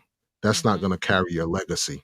And we got to look at, because I know people say it takes two to tango and everything like that, but let's be realistic. Back at that time, a lot of cases, the man was the one who was going out doing a lot of, going out and working, pulling in all the hours, which you still see that now, but it was the women took more, like they really valued coming home, raising the kids, and doing all of that. So they spent the most time with the kids. So a lot of the stuff that was bestowed down on the daughters was coming directly from the mother. And if you talk to a lot of modern women now, they'll tell you, hey, my mom told me get my degree, whatever, because my degree won't leave me and all of this stuff like that. So they passed a lot of these principles down onto these women. Right. I So agree. I have to wholeheartedly say I have to blame the mothers for not doing their diligence of telling them both sides of the spectrum or even lying to these children to save face for whatever wrongdoing they were doing. Mm-hmm. So Um, that's where I I'm a, stand on it. I wanted to before we got into the suction cups and the whatever happened a minute ago. I said, "What? What was it? They was That talking was about the thing. crazy. That They was was just talking about nuts. the thing." That Wiley, when you were saying that caught me off. When you were saying about how the parents who, and I'm gonna say like the moms, of yesteryear, like you were saying, you can't. A lot of them, and I have family members to this day that is the same situation. You know, they will not, as you say, acquiesce, which I didn't fully learn that word until I started hearing you say it on the show. Oh. But they Oh, they wait, woman. You can't be learning from no other man now. Stop it. wasn't we just talking about control freak before the show? See, Uh-huh. see, Damn right. You right. Uh-huh. You absolutely right. I got no shame in my game. right? Let me And, correct. Let me Let, correct unless it. wait a minute. unless Wait a minute. it's Let Wait me a unless minute. it's a man Let he me hold brings on. to Hold on. the Hold on. Hold table, on. let Hold me on. let me Let me correct learn it. the word first. I'm gonna write it down and 15 then teach times, me. and I'm gonna Look, teach you, then you can use it. let me do my part. Sorry, massa. Sorry. All right, right. Sheesh, it's crazy. 360 did not look amused at all. I know, right? But when you No, said no, like how what? No, it's okay. Go ahead. no. What it is? I'm still. No, I'm still just focused. That's all. No, I'm Oh, okay. listening Yeah, to. Okay, I'm yeah. you listening, ready Go to Miss go you Lamb. ready to ahead, hit the Toya. Yeah, know yeah. how when you were saying that when say if that mom was abusive to the child, or say if something happened to the child, that now this child is like that parent may feel indebted to the child and trying to get like brownie points or get cool with the child because of whatever happened to the child. um that type of thing is prevalent, and I would say in the Black community, in our culture, known for throwing things under the rug. Oh, we're not going to talk about that, family secret, whatever the situation, and would just turn a blind eye to the quote unquote black sheep of the family, or that's just how they are, whatever, knowing that there was something that happened that you know was a catalyst for that. So on one hand, you have this parent who is over extending themselves and doing like the most, because, and I don't use that terminology often, but like overly doing their job because they feel so indebted to the child, and then they don't want to own up to what happened because they feel like then then it kind of gives the child an upper hand over them, so to speak. Mm-hmm. But then Mm-hmm. you have the other parents that, like this crazy lady on the on that video, who, and I've seen this more prevalent also, where it's like they refuse to own up to what they did. No accountability, all completely, all day deflection. It's just like the scapegoating and I mean I've heard two women on different side of my family, one in-law and one blood related family, that blatantly said, and I quote, "I'm not willing to learn anything else. I've learned all I plan on learning." Bro, when I heard that, I was done. So it's like, how do you work with someone that, refuses? I mean, clearly, I mean, just refuses to forget the accountability, but to say that they're not willing to learn anything else new, that they've gotten as far as they're gonna go, as far as what they're gonna learn, and they're not willing to receive anything else. So then your apology is out the window. It's never gonna happen. Right. You can find So another. Yes. it's just never going to happen. So I think I would say, yeah, majority of the fault, yes, is on the parents of yesteryear, because yeah, we look around and Mr. Smooth, I will say that I agree to a degree with what you were saying. You know, I'm not saying there's a lot, but there are many mothers, women, and fathers. But since you said women, who look around and say, hey, yeah, it didn't work out for you, Nana, Grandma, ain't none of y'all, your marriage sucked, and okay, all of y'all are single, Auntie so and so, and whoever. Like, I'm not listening. There are Mm-hmm. some that you know would not listen to their um advice, Oh yes. because I mean, there was no foot in the game for them. Like, they had no they there was no reason to even listen to them. So there are those that they're making a choice, better choices for their own lives, because of the lack of what these women showed them. But at the end of the day, I gotta say, it's up to the individual what you're gonna do and how you're gonna raise your family. Yeah. And Suzanne said, made a comment about how is the TV society. No to that question. You blame TV society and a lack of a godly home. I have to say that all goes hand in hand. But for me, I feel that the parent is the one that sets this tone and the standard for the household. So yes, it could be. I mean, because look at this, look at the TV now. I mean, it's just I'm all with the Amish for the most part, Mm-hmm. not completely, but I get it, because Yeah. I wouldn't want my kids in, it's just too much going on now. Honestly, it's not even a joke. Like, I'm so serious. It's too much going on in social media, on TV, and all that kind of stuff. But at the end of the day, it's not for them to raise your child. It's for you to raise your child and your children. We're the ones that set the tone and the standard in the household.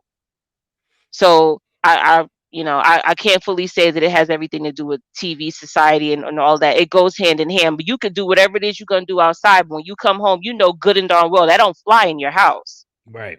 because Yeah. you're the one that set the standard in your house. So I guess, you know, yeah. I mean, maybe 90-95%. Yes, it would. The onus would be on the ones in the yesteryear, because it's gotten worse. For me, I would say yes, for the most part. But there is that, part of that small percentage of you do what you know is right to do and Hmm. have accountability for yourself. Like, yeah, they did what they did. You could see it was stupid. And this is the thing too. A lot of time people choose to be blind to things. Like, Yeah. you can see that their formula is not working. You listening to them, you see it's not working. At So what what point you do you keep, wake up? yeah, you keep on repeating the same thing. But see, that's where I have to agree with Susan and kind of disagree with you two. Um, yeah, I understand that the watch was the mother, right? But who was the mother watching? The mother was watching television, Oprah, um, all those people, right? Listening to all those people. She had to grow up too. And a lot of women had children at a very young age. They were still children themselves. So they looked towards the other role model. They couldn't look at their mom. Their mom was either strung out on drugs or whatever, what have you. So they couldn't look at their mom. So they turned to what? Education. They turned to the TV. They turned to their friends. Geraldo, since we talking about the They 80s, turned Geraldo. exactly. They turned to that. And it's like because the television had their ear, they did the best. They learned from that. So I have to be. I'm on the side of Susan. I gotta put this on television and entertainment. Yeah, but you got to But think about it though. was TV in the 80s though like promoting, you know, feminism like that though? Not like I don't now. think Yes, it Not like wasn't now. prevalent. Not Yes, like now. well, to be fair, yes, it's in a sense it did.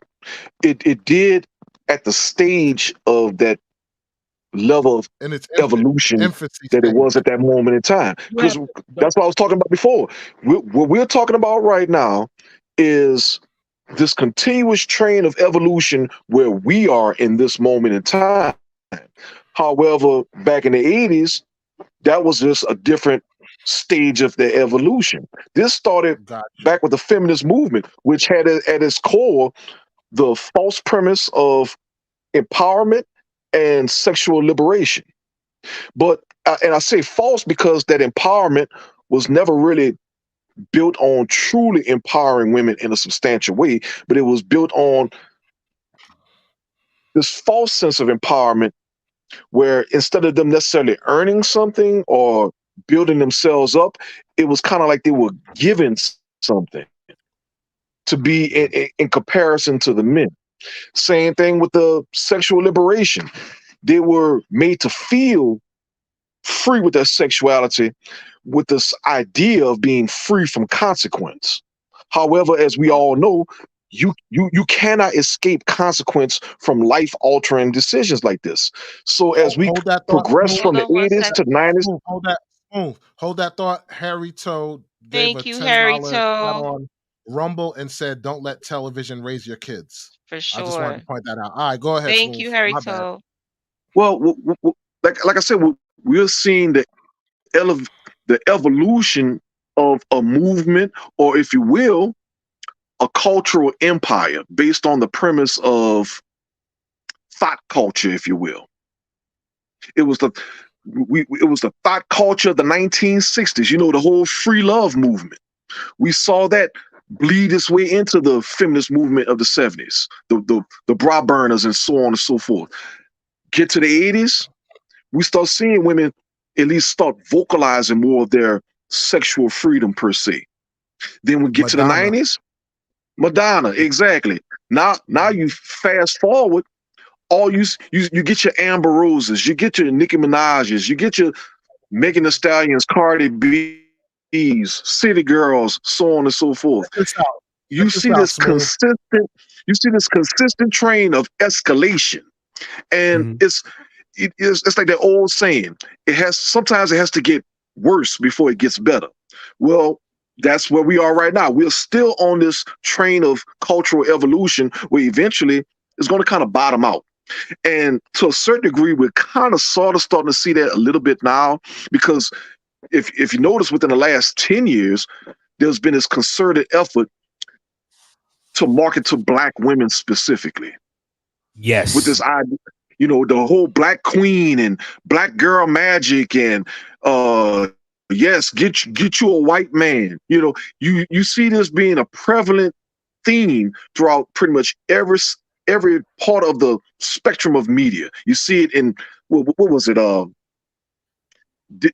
latest rendition of Disney's The Little Mermaid. We had the black girl with the black mom and a white dad.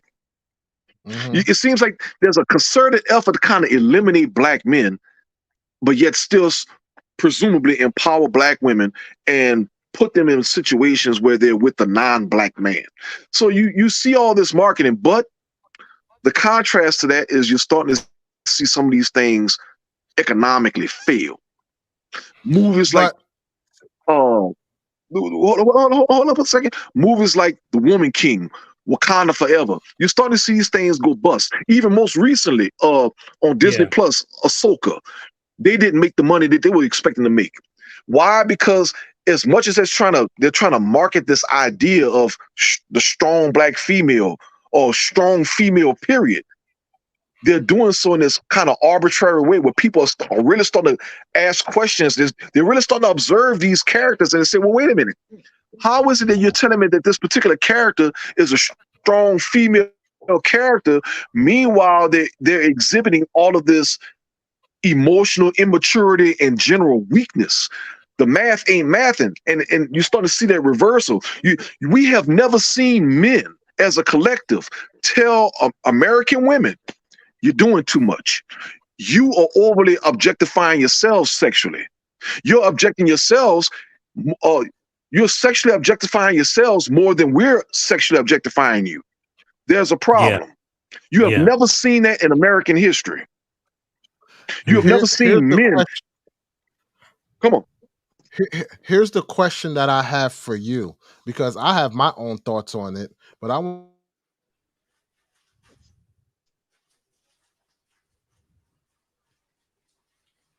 Oh, something froze.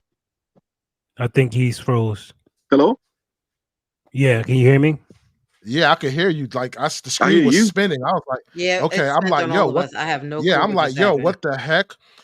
Okay, I have my own train of thought on this, but I want to know what's the panel. You could start, Smooth. Why do you think what's your question? Here's the question. Why do you think that black men are being kind of erased out of the equation and uplifting black women, putting them to the forefront with all this bad behavior? Because they seem to be putting a lot of the women with the bad behavior on the forefront. Cardi B going to speak to, people, politicians and stuff like this. Like, really? So I want to know on the panel, why do you believe that this is the movement? Well, I believe it because black men over the last 20 years have become the new conservative group in this country. We have become that voice. We have been raised primarily by black women who have instilled in us the need to be better. And despite all the rhetoric otherwise, we've been successfully becoming those type of men. We've been better. And because we've been becoming better men, we've been the ones raising our standards, saying that we don't want to be with these 304s, prostitutes, holes, whatever you want to call them. We're the ones saying we want respectable women. Meanwhile, the media at large has been promoting the idea of promoting the image of the sexually indiscreet woman for the sole purpose of making $1 off of them. And the men are consistently saying, well, you know what? Yes, admittedly, we are stimulated by these things, but being sexually stimulated and being encouraged to develop a marital interest, i.e. wanting to get married, are two completely distinctive things. Just because we might want to smash you doesn't mean we want to wife you. And black men as a collective, because we've been saying, you know what? Our mothers have taught us better. We want to be better men, and we want better women to produce our families with. It makes black men less marketable. They can't make $1 off of us. But they can make a dollar off these black women if they continue telling them, "Oh well, yeah, if you want to get you a baller, well, yeah, you got to look like one of the Real Housewives from Atlanta. You got to get Do, you got to get tracks, you got to get the BBLs, you got to get the breast augmentations, you got to get all this and that, you got to get the waist trainers and everything to make you look like one of these Instagram models. That's what you have to do. As long as they can continue telling that to black women and keep promoting this idea of false equality, false superiority, and freedom from consequence of poor sexual indiscretions or poor sexual decisions, they're going to continue making that dollar off of black women. yep. Me, I'm sorry. I believe that the reason why black men are being put in the background, so to speak, is because that's what the establishment wants. Because think Mhm. about it. You just said they're promoting everything that black men are openly saying we do not want on our women and our women.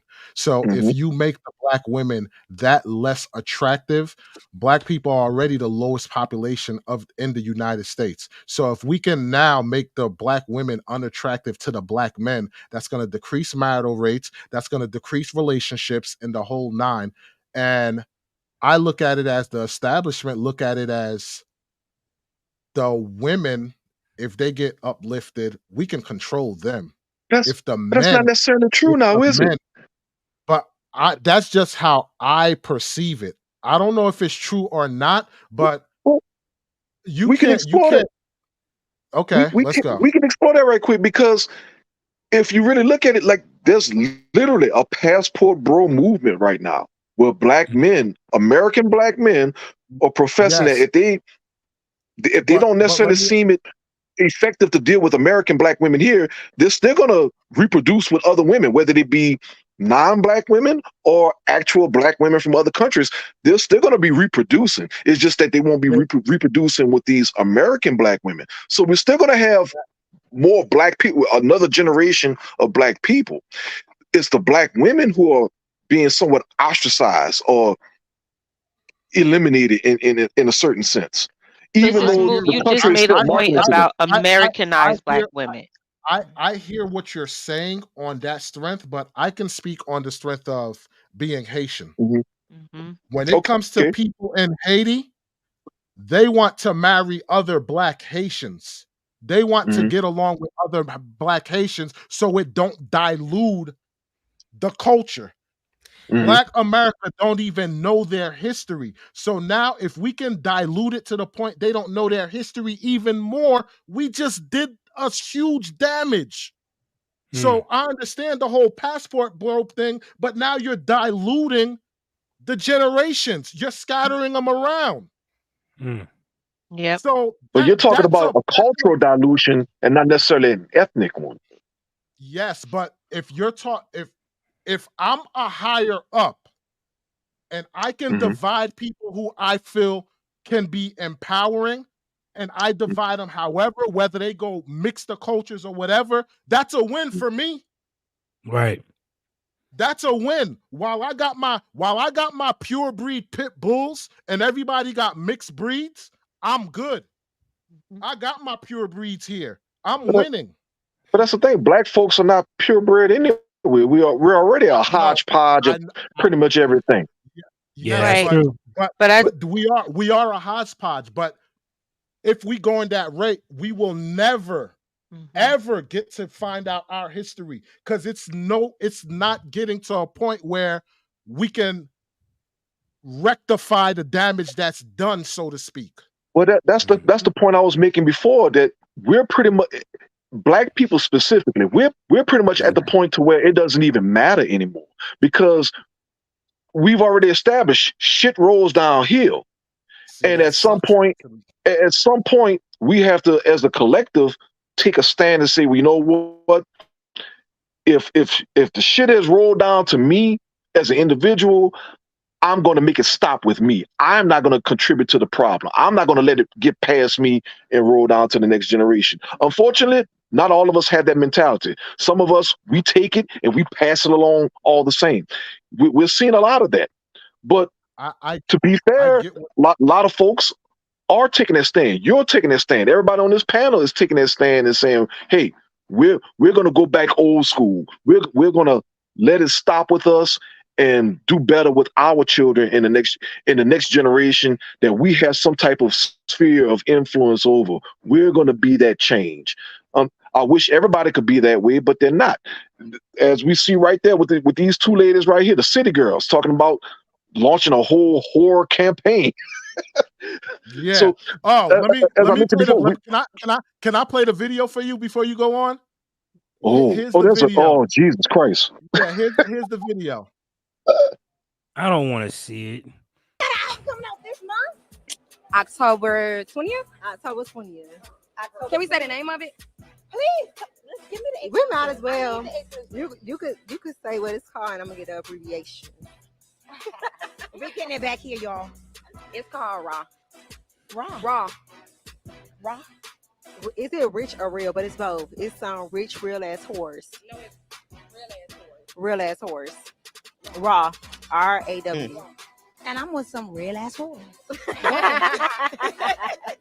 See, and they're promoting it and championing it amongst themselves. What they're doing is the corporate structure of this country is positioning modern Black women into a position of cultural, financial, and spiritual isolation. They're going to, you know how these ladies talk about it's going to be men in the old folks' home with nobody to love them, nobody taking care of them. No, actually, it's going to be the Black women. Because the Black men are still seeking out marriage. The Black men are still building family structures. It's our modern Black women who are going to be pretty much left out in the cold. Manless, still talking about how they don't need men, how they can do everything on their own, how if they do have children, they feel they can do it on their own, and they're still out here complaining about how hard and how tough it is. They have that type of experience. They're the ones self-isolating. It's not something that the men are doing to them. It is, as you said earlier, brother, it's something that these ladies are doing to themselves through their own consumerism. They're the ones who are supporting people like that. Brothers like us, we're not purchasing that music. We're not feeding that machine. They're feeding this machine. They're purchasing that music. They're buying into all the merchandise that goes along with all of that. See, here's the thing, because I know you said the big corporations are involved, and I do believe it. This is why when Kanye West said Lotto's a plant, I mean, no, Cardi B's a plant. People think Lotto's a plant. The Sexy Reds are a plant. All of these people are plants. The reason why that has so much validity into it is because we're in an age now. Once you get a hit record, you don't need a big label to to get your stuff out there. We have so much social media that you can make money off of making your stuff. So with these corporations, these people are electing to put this kind of music out. So when the label's like, yo, this is the music I want, they're happy to do it. Because think about it. The artists that are conscious rappers and all of this stuff like that, and even like rappers that you heard as of late, like whatever, the AZs, I'm trying to think who else is there. You got AZ, you got Cool G Rap, he still does music. You got Nas, you got all these rappers. They're not really messing with big labels because they want control of what they're doing. So they're still putting stuff out there and making good money, making a living off of it because they don't need the corporations. Again, social media is so vast that you can make money off of it. The biggest example is what's the white rapper big on YouTube again? Oh, you're talking about y'all know who I'm not Machine Gun Kelly. I know you, but you know who I'm talking about. It'll come back McDonald. to me. Whatever. Yes, Tom McDonald. Tom McDonald. Yeah. Yes.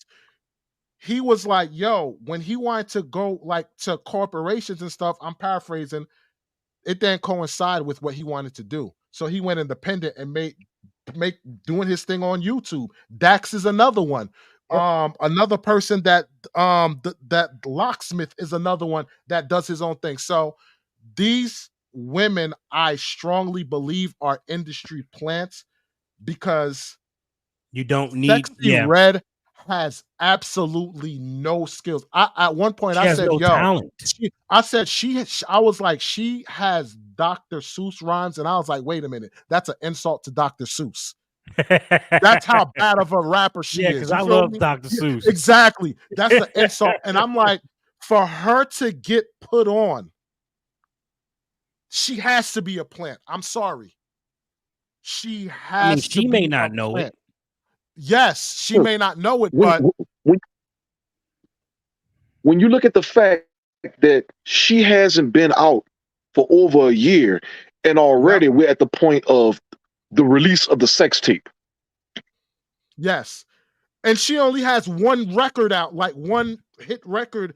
They call it a hit record. To me, it's not a hit record, but yeah. Well, see, this is where we're at. Remember, I said that this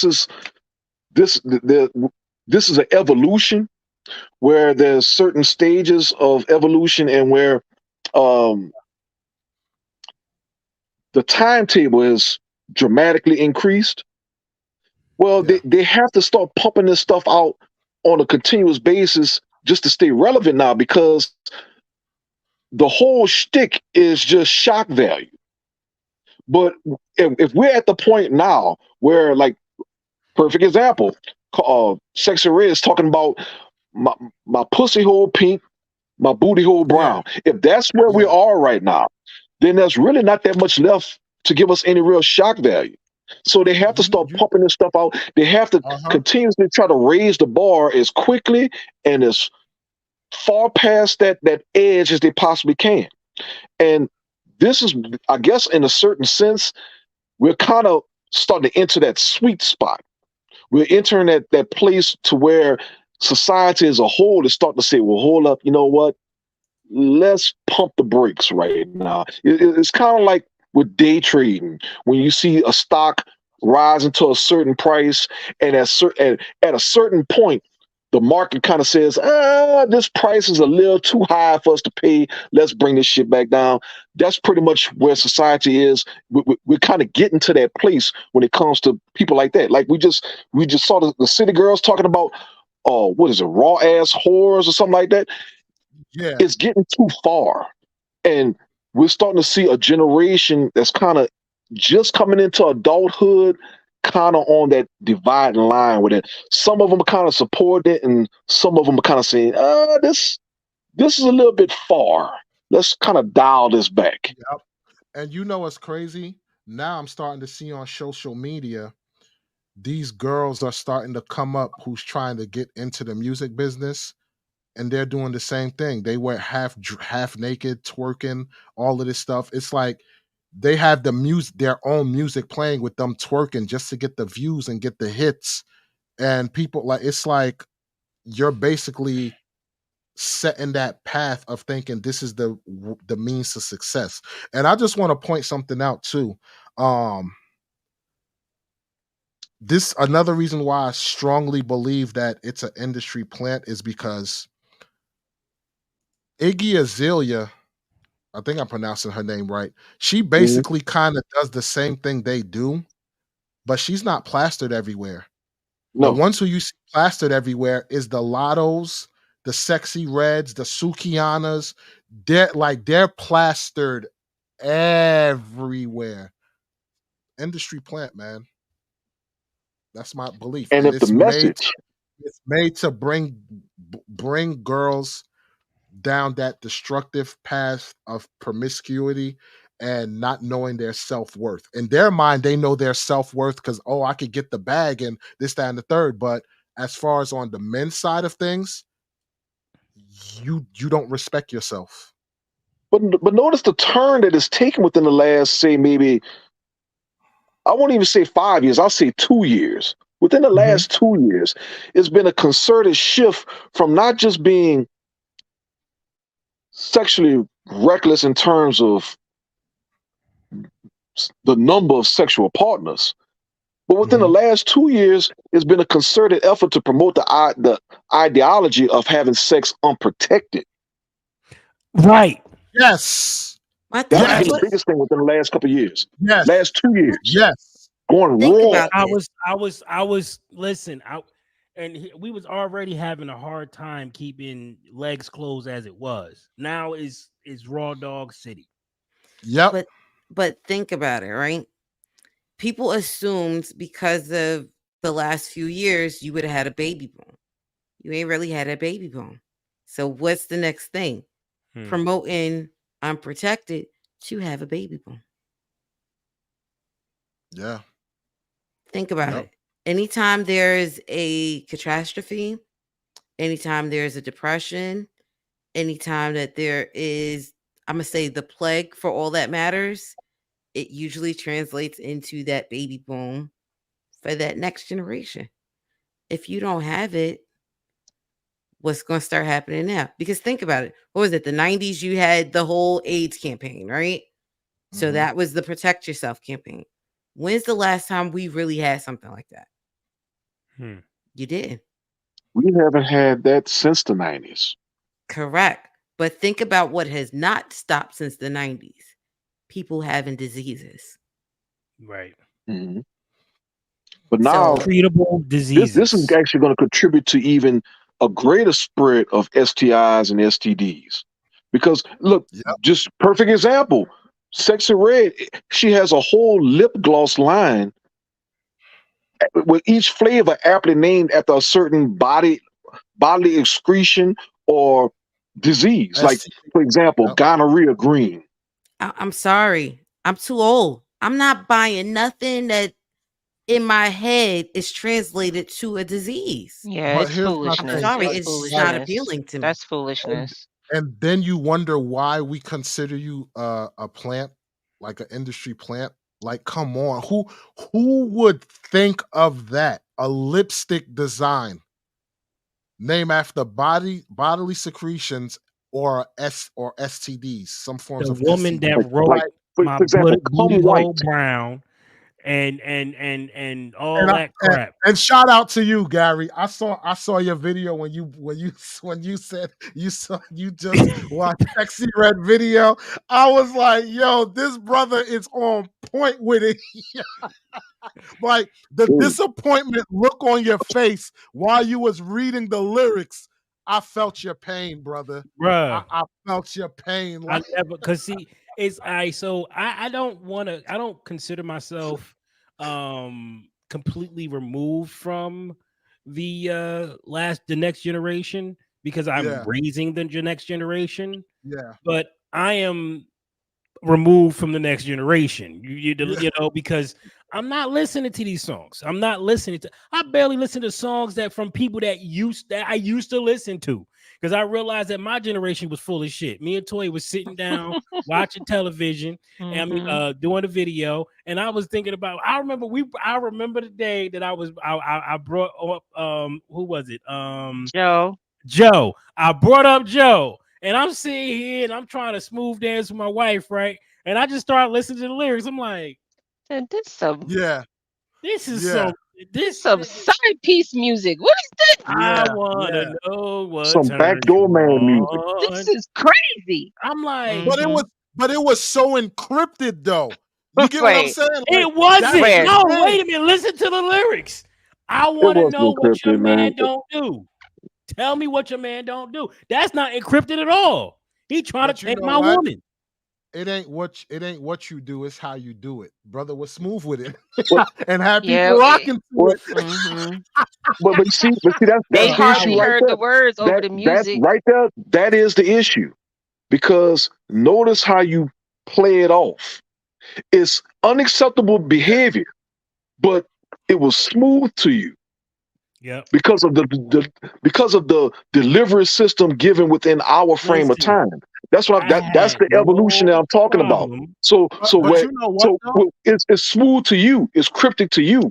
Well, for this generation, as far as they're concerned, it's just as smooth and cryptic for them too, because it's still an evolution from what we experience. Just like what we experience is an evolution from our predecessors.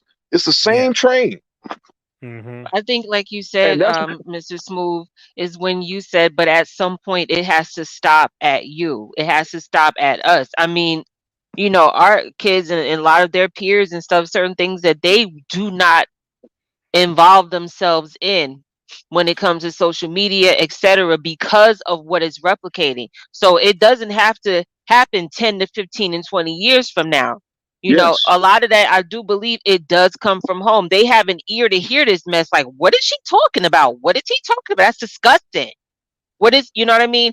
And not being around people that champion that mess, but being around people that call it out for what it is.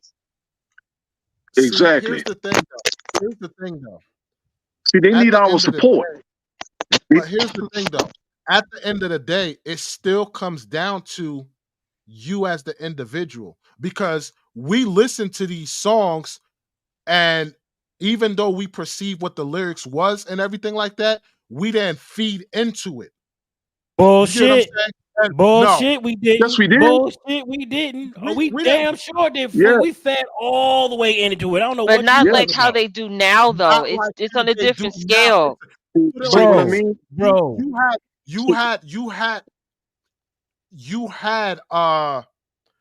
you had a point where you're like, yo, this is entertainment.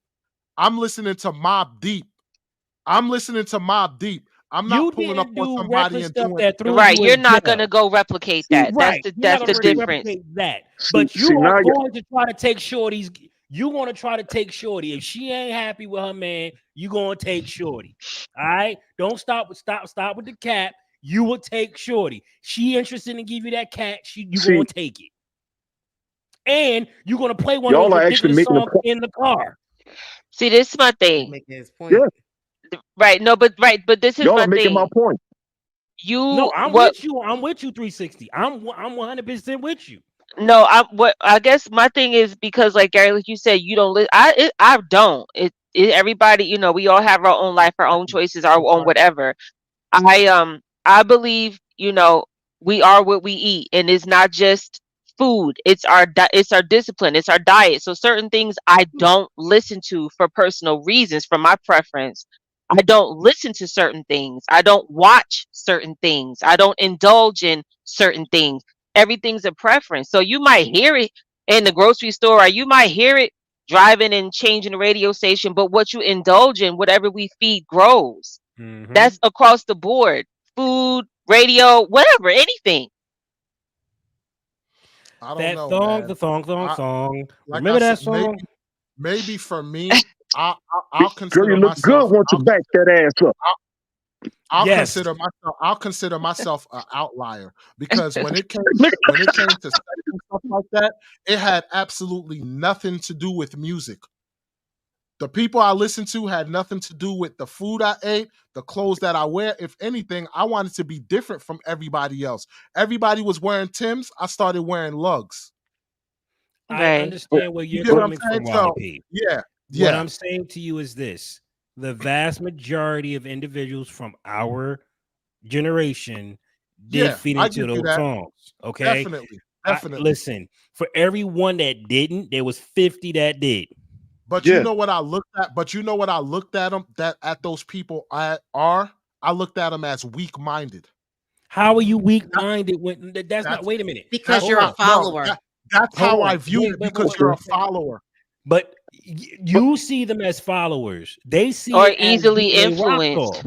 Right. That's okay. them, but that's my opinion. I viewed them as weak-minded. When Hmm. freaking ODB was walking with the Oh, one classes one out and they doing it, I'm looking at them like, yo, y'all lame as hell. you're When like, you what you look And, call stupid. What are you doing? but had a yo-yo in the video, I'm like, y'all lame as hell. But that's Hmm. how I viewed them. I'm like, to me, I can't rock with you or hang with you because you're a follower. You're not a leader.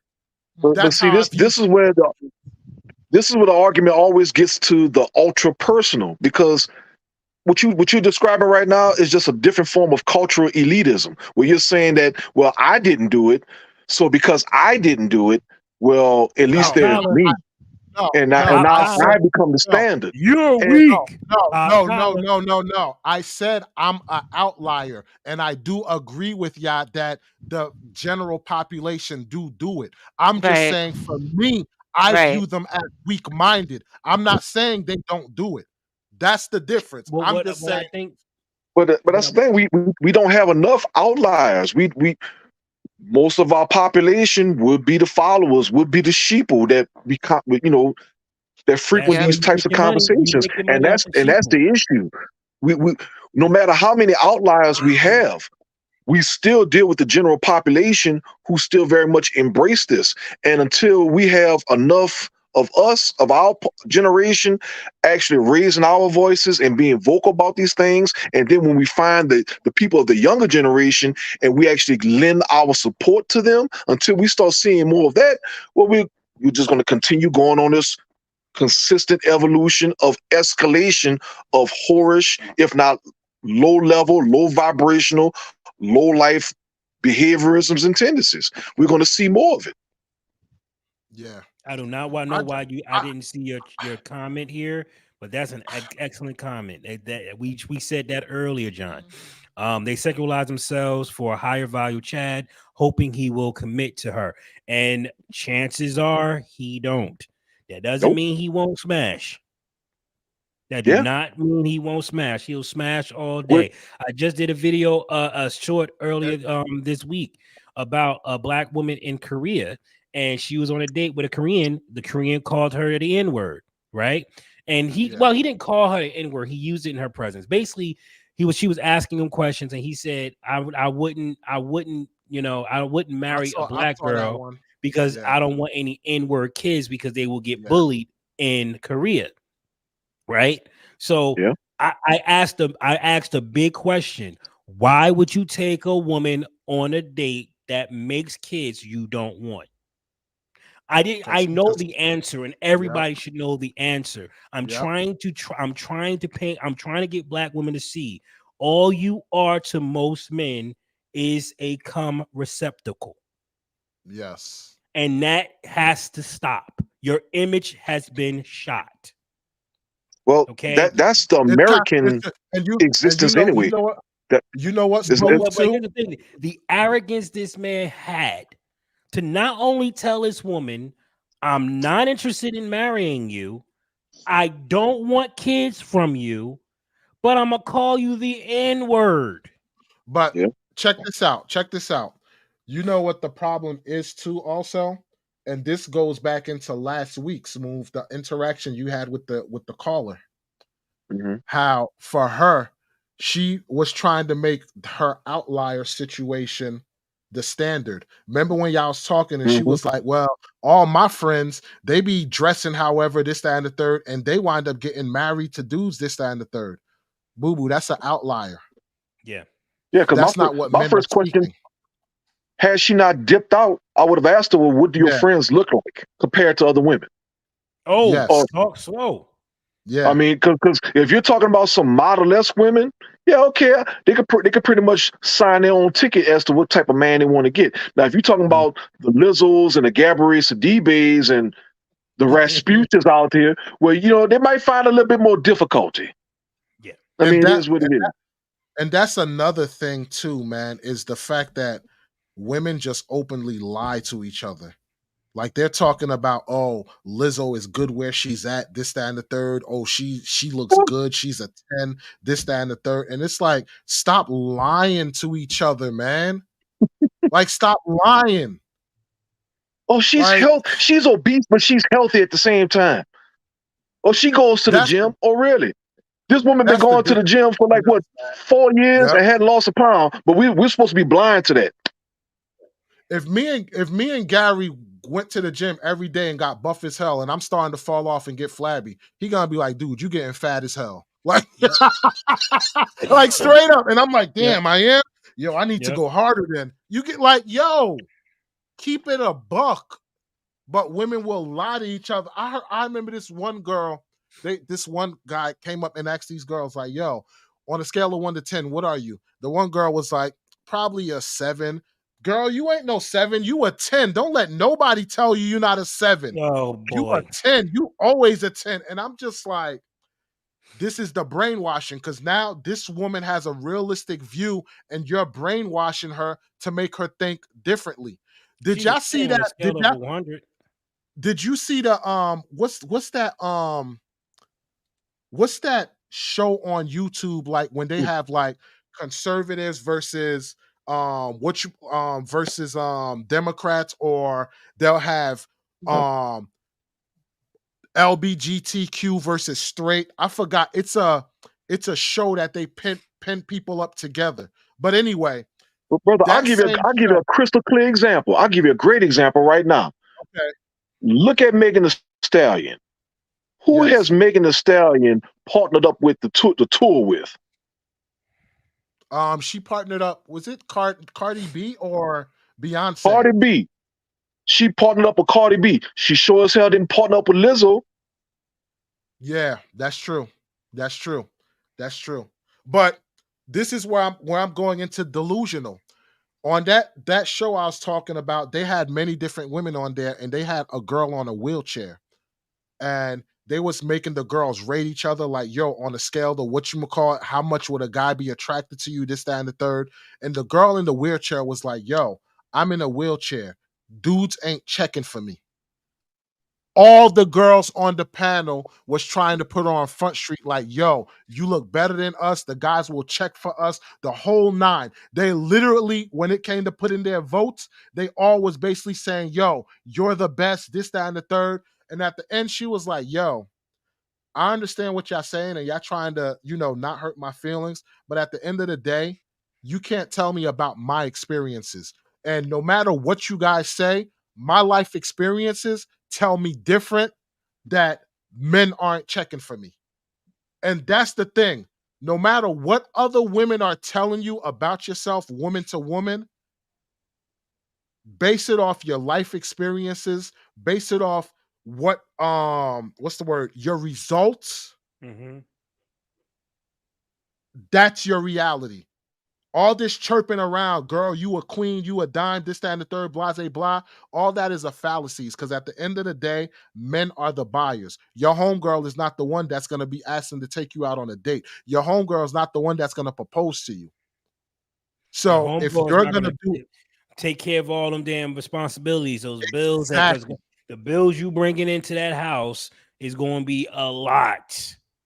So yeah, remember before when I said that what was promoted was this false sense of equality, false empowerment, false sexual liberty. Well, look yeah, at this generation of women. They consistently project that they are basically the best women that we've ever had. They're getting a bag, they have degrees, they have all these different things going for them, right? yep, And yet, how is it that they try to attract men? Now, keep in mind, these are the same women who just 20 years ago, hell, 30 years ago, said that they had a problem being sexually objectified. Yep. Meanwhile, you look at these women nowadays, the only thing that they seem to bring to the table with respect to trying to attract a man is nothing else but their sexuality. We just saw it with the City Girls. Their proposed movement or show is raw ass whores, not doctors, yes, not lawyers, yes, not yes, women with the yes, bag, not women with all right, this educational right, pedigree, whores. yes, How yes. many women are willing to step up against that, though? And Like, I just want to Not say enough. thanks, Miss Lamb. The show was Jubilee that I was talking about. So thank you for that. yeah, Kudos. yeah. How But many yeah, women are willing to talk against that? Like, you got a lot of people going after Tyler Perry for what he said, which in reality, there are men that are able to do that. That's Like, just this is funny. what kills me. It's like They she went came against their at boy. they went against Tyler Perry for saying something that was absolutely positively legit. There are so many men that can get by paying the damn light bills. Long as you show up, the woman's happy. When you see I them going know against their you. own panderers, the shit has hit the fan. It's like, dude, like he told the truth. Listen, if you out there and you get in the bag, right, and you got children, you need somebody to take care of your kids. And is a great idea for that person to be a parent of the child. It's a great idea. I'm not saying you have to do it that way, but it's a great idea to do it that way. Chances are the parents are going to care more about the kid than the nanny. Chances are. You know what I mean? So it's like chances are you have a better chance that your child won't be touched by somebody if it's being raised by the biological father or biological mother. So if you out there and you killing it, you getting 6 figures like a lot of these women claim they are getting because you want to be out there doing your thing. What's wrong with having your husband be home? Because 9 times out of 10, the man ain't just sitting here doing nothing. Men are very efficient, extremely efficient. We may not do it the ideal way, Erica P, but we're efficient. And like I always said, if the dude is home and he's into video games, I'd be like, yo, did you ever think about going into any Madden tournaments, winning some money? Do you ever thought about doing some Street Fighter tournaments, winning some money? Bruh, hey, now it's a money maker. I'll get you the best controller. Yep. The fastest internet connection. Yep. Because you be like, what chair you want? What chair you want? I'll get you a comfy chair. Those dudes make bank, right? Because they could be on social media making money all day long. Yep. I watch it all day. Well, look, as a gamer, let me speak on this one. And you're a gamer. Preach, brother, preach. So many of our lovely ladies profess that they want manly men, right? Men who can take on the world, who can provide for them, protect them, basically be able to face down any threat, right? It takes a certain amount of physical dominance, assertiveness, aggression. And these men go out into the world every day. They earn their paychecks, and by and large, those men come right back home. Now, the overwhelming majority of these men, they come straight home. Yeah. Now, these are men who've been out in the world dealing with God knows what types of stresses, what types of racism, what types of challenges on that job that could easily make those men become the type of men that we read about or the type of men that we see on New Edition or any one of these news programs, CNN, having clicked out and taken out everybody. And these men come straight home without any type of decompression, without any type of release to any of that aggression that they face to the rest of the world. And they come home, and a lot of those men channel that aggression into the game. They might kill 10,000 characters on the game, and that 10,000 characters they killed on the game kept them from killing that one that's bitching and moaning about what household chore didn't get done, what needed to get fixed, what the kids need money, additional money for, what type of outfit she. These are the things that these ladies don't think about.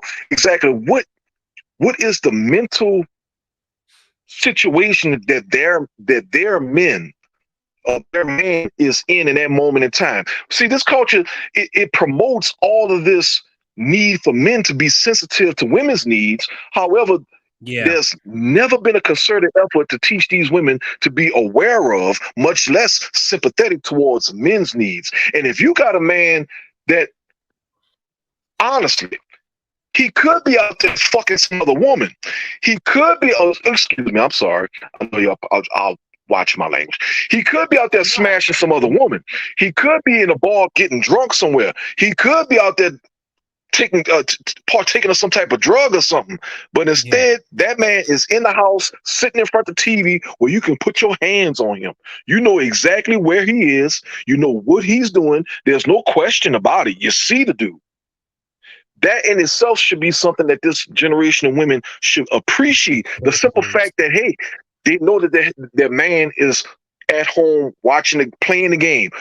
It's no different from men who are involved in sports, who might just sit home watching a football game, watching a baseball game, basketball, whatever. The man is right there in the house. What, you would rather the man not come home? You would rather him be in the street? You would rather have to wonder about his location, what he's doing, how much money he's spending? Because let's keep it real, ladies. Y'all hate that. A man who plays video games as his pastime, that's a relatively cheap hobby. It's the most expensive system might maybe $60 a month if you're lucky. If you exactly really want to get with it, it's about $60. But you know what though? And nowadays, most people don't even spend that much. Like they'll buy a game like what, a quarter every quarter. Dude, I used to play World of Warcraft. It was only $15 a month. All the gameplay I wanted, hours and hours and hours of content. $14 a month. So compare that to a man who say is interested in cars or motorcycles. One motorcycle might cost this man 10 grand. A good car might cost this man upwards of $25,000, maybe $50,000, maybe even if he gets a Corvette, upwards of $100,000 for a Corvette. Compared to a man just playing some bullshit $60 game on a system that might have only cost him at the most $600 to $700, and that's a one-time buy. Ladies, if your man is playing video games, thank God, because guess what? The less money that he's spending on his hobbies, well, that's more money he has to spend on you. But they don't think that. Listen, they, oh my God, they don't. It's like so many women don't think like he don't pay attention to me. Then get on that game and play against him. You know how many men are on games like Street Fighter and Mortal Kombat and stuff like that? Baby, pick up those sticks, pick up that joystick, play that game with him, and guess what? I'm sorry, nope. I have a different fantasy about playing video games with a wife. I have a way different fantasy, dog. Like, I'm trying to tell you. Look, I'm dropping the pearls. See, Gary kind of get ahead of where I'm going. I know you can button mash. You better be able to button mash. Button mash. See, Gary kind of getting ahead of where I'm going. But what I'm saying is, ladies, you can have your own personal competition in the house. Yes. You know, whoever wins, that's the one who gets serviced. Wink, wink. Ooh. Then not. We have a whole nother interpretation of fatality. I'll be practicing every day. You go like, I ain't never losing. I am never losing. I'll give you a mercy win. Yeah, finish her. Dun, dun, dun. Fatality. Oh man. That was a good show. That was a really good show. Yes, sir. There'll be some eating teaching. Yo, we're gonna have to do a conversation about toys and all of that stuff because but that was getting into a night. That's gonna be strictly Rumble. Yo, we was getting into that, but we kept it PG though. We kept it PG for the most. Yeah, we could. Yeah, we did. Like, Smooth, do you think we would have went over the line and been over being like into rated R? I don't think our back and forth would have went into rated R. Oh no, not at all. No, it's not. Yeah. I think the most it went was when I unfortunately dropped that one F-bomb, which I apologize. Sorry for y'all out there. It's all good. Now, but as far as talk about erotica, no, we were good. It was more because it wasn't on topic. It wasn't because of that. It was just because it wasn't on topic. We're trying to keep on topic as best as I could. Because at the end of the day, I want to make sure that we give everybody. We are coming hard at women because we do not want to see y'all perish. Facts. I'm speaking for myself. Yeah. This is one thing I want to say too. Go ahead. Now finish your point, and then I'll say what I gotta say. For me, if there's no incentive for me to go out there and work hard for you, I won't. You're not giving me an incentive. You're telling me you like your lifestyle. You're telling me you're happy with the way you are, the way you're being viewed, the way you're Mhm. acting, you're happy with it. Mhm. So who am I to get in your way? I might be wrong. Okay? I might be wrong. So I'm gonna stay on my lane. But don't come over here trying to mess up what I got going on because you realize your situation is bad. I don't want to hear it at that point. Yeah. Just like the Bible says, dust the dirt from your sandals and never return. I said what I said. That's it. So I'm talking I'm because like, there's going to be a point where I'm not going to talk about this at all. I'm Yeah. not going to care. I'm going to move on to something completely different. I'm almost done with this topic. When it comes down to my channel, I'm ready to move on to something else. Okay, I'm ready to move on to, understanding more about what's going on in this world because clearly the sexy reds ain't stopping. Mhm. They're not. So I'm going to move on, put myself in a position where the sexy reds can't touch me. Mhm. And I'm just going to wash my hands of it. It's coming real soon. Well, this is what I well, will say. I ain't gonna take long, Smooth. This is what I'll say about the situation because we are talking about parenting and everything like that. The best way or method that I know to protect our kids so that they don't go through these traumas and all these things like that or whatever, do the best you can to raise your kids. Not make like there's gonna be times there's gonna be hurt or whatever the case may be because that's just how life is. But do your best to not put them through no trauma. Do your best to raise them to the best capable ability that you can. And on top of that, if you want to protect them from these sexy reds and these city girls at a very young age, put it into their minds that this stuff is bad. This stuff is not good for you. I have a learning experience that my brother did for me. When we was young and he took me to a party with him, I picked up a can of beer and thought it was soda. So Ooh. when I opened it up, I was like, "Yo, what's this? It's soda?" He was like, "Yeah, go ahead, open it, try it." I'm young. I had to be like 11 years old or something like that. I took a sip and I spit it out because it was that disgusting. And I was like, "What the heck is this?" He was like, "That's beer. See, you're too young to be drinking. So there's your experience of why you shouldn't drink." To this day, I don't like beer. Mm. I cannot drink beer. I cannot stomach beer. Needless to say, if you put it in your child's mind at a young age that the behavior of what they're doing is wrong, it's going to turn them off. I made very young age told them cursing is wrong, this, that, and the third. It got to the point I was playing the South Park game in front of them, and they were like, "Dad, I don't want you to play this no more because it's too much vulgarity in this thing. It's too much. I'm done."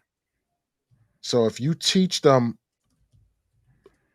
from a child right and wrong behavior and you instill it into them, not saying it's going to be 100%, but it will lower the percentage of them falling into the bull jive that's going on nowadays in society.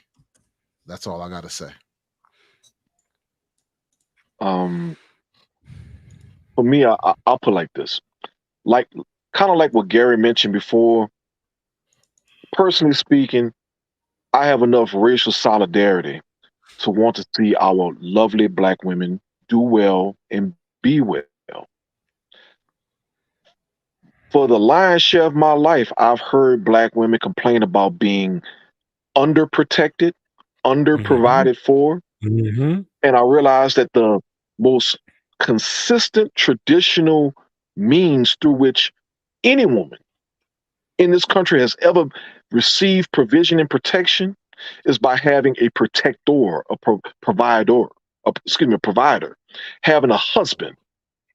And what I see these ladies doing now is practicing behaviors that are in direct contrast to the marital process. They're doing things that interrupt them or become obstacles to them getting married. So that's why I say these things. And I realize that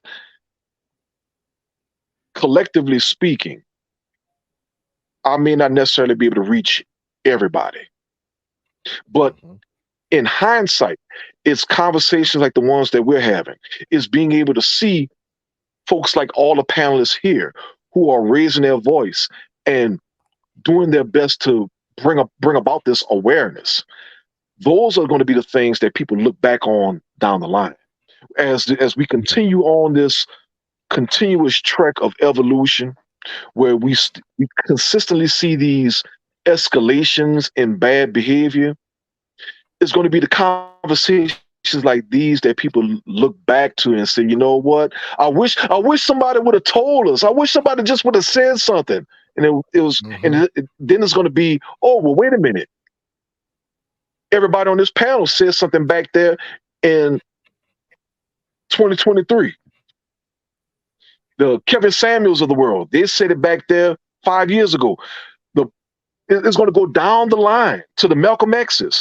People have been saying these different things all this time. So you can't say that you weren't told. As an individual, you have the capacity to either go with the herd or, as my brother already said, be one of the outliers and be one of the people say, you know what? This is not working. This is not moral. This is not helping me. This is not being beneficial to me.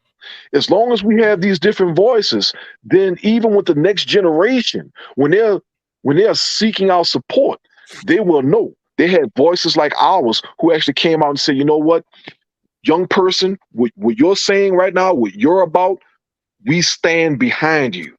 We will be that line in the sand that doesn't get crossed. We're going to be the ones that say, you know what? Yes, this young person is right to want to uphold honorable behaviorisms. We're going to be the ones that say, yes, our ladies should not embrace thought mentality, whorish tendencies. That no, if you're going to be an empowered woman in this country, your empowerment has nothing to do with your sexuality. You don't necessarily need to get a BBL. You don't have to get breast augmentations. You don't need a waist trainer to be a strong woman. What you need is conviction. What you need is a moral center based off of traditional principles, such as carrying yourself with some level of, at the very least, self-esteem, dignity, grace, poise. As long as you do those types of things, as long as you keep yourself an honorable woman, then guess what? You will put yourself in a position to where you will not only attract honorable men, but those honorable men will do what's necessary to attract you. They will fight for you. They will protect you. They will provide for you. They will do all these things for you, but you have to be that type of a woman who's deserving of that type of treatment first. You have to do your part. And no, if you're one of these prostitutes, if you're one of these 304s, if you're one of these I hate men type of women, or one of these I don't need a man type of woman, then you're not going to get one of those kind of men, because you are entering this situation basically telling those men that you don't even need them, that you're better than them, that you can get by on your own. So when you embrace this world, when you find yourself in these situations that you find difficult and hard, well, yeah, they're going to be difficult. They're going to be hard because you were never designed to be in those situations in the first place. Those situations were made so that to prevail, you would need that type of assistance of a man. You shouldn't be, as a woman, you shouldn't be out here busting ass on like one of these hard labor type industries. You shouldn't be there. You should be in an environment where you're embracing your feminine attributes, being communicative, being nurturing. Those are gifts from God. You have a God-given perspective that we men don't have. You are designed to take what we give you and make it beautiful. But if you're out here trying to just get the same thing that we're getting, well, guess what? If you're out here trying to get the same thing that we're getting, then you're facing the same challenges that we're facing. You're fighting the same demons. You're fighting the same battles. You're fighting the same adversaries that the only reason why we prevail as men is because of our superior size, strength, and in some cases, endurance. Things that we've been biologically conditioned to weather, where you were biologically conditioned to be the incubators of the next generation, the protectors of the next generation. That is the hierarchy. We protect you, you protect our children. Yep. We are the first line of defense to protect the children. You are the last line of defense to protect the children. Well said, brother. Erica P., is there anything you want to add? Any final words or advice? I feel like y'all was awesome with that. I don't feel like I have anything additional to add. You didn't say much or nothing the whole show. You know what? I came in spurts, and that's what it was. When I agree with what you guys are saying, I don't always have a pushback. Yeah, I agree with you guys are saying right now. Yeah. So in other words, we kick butt. Y'all kick butt. You and y'all kick butt 360 today. Smooth kick butt. Me, Erica, and Toya was here just to nod y'all along, basically. Nah. Y'all was dropping some dimes, brother. Yeah, when we got a chance to get in, I mean, we was holding them dimes the whole damn show, though. Yeah, but me and Smooth had a good back and forth. Y'all had a nice little back and forth right there. I was like, okay, y'all don't need me. I'm all right. I thought about dropping me, Erica, and Toya. He was like, check out. He was like, I was checked out. I was playing with Erica P in the private chat. Yeah, but you know what, though? What you doing? You know what, though? On a side note, though, I love listening to Smooth talk because that brother be dropping some gems, man. Yes, So, he does. That's why I love bring him on the show. Thank you. Yeah, yo, when like he's I not said, getting banned on TikTok. YouTube creators should push for switching to Rumble. I don't know how to make money with streaming, but Rumble seems like a good opportunity. Thank you, Harry Toe, for the $10 super chat on Rumble. Listen, we gonna get out of here, man. That was a beautiful live. I just want to say one thing before we go. Is in order for a door to be effective, you need a lock. And a lot of women are running around without locks. Okay. They're running around without locks. And they wonder why everybody keep getting in their house taking their shit. This is why. Because you're too busy giving everybody a turn and not shutting people out. Facts. Gotta stop doing that, ladies. Okay. Your bodies was never meant for that. You need to stop. Gary, you just made me think of something, brother. What's that? Because these ladies don't secure their doors, they go from having their houses being sanctuaries to outhouses. Yep. Yeah. Yep. Yeah. Damn. Yep. Yeah. Why you had this time? You know what? You piece of shit. Look, you did not have to look. I should have dropped you when I had the chance. This is Gary Lamb signing off. Wally P, Erica P, 360 Smooth. Everybody in the chat, listen, Rewatch Crew, thank you for coming through. Harry Toe, Suzanne, all of you guys. Harry Toe sponsored the show today. Yes, he did, man. Yes, he did. Awesome. You guys have a good one. Peace.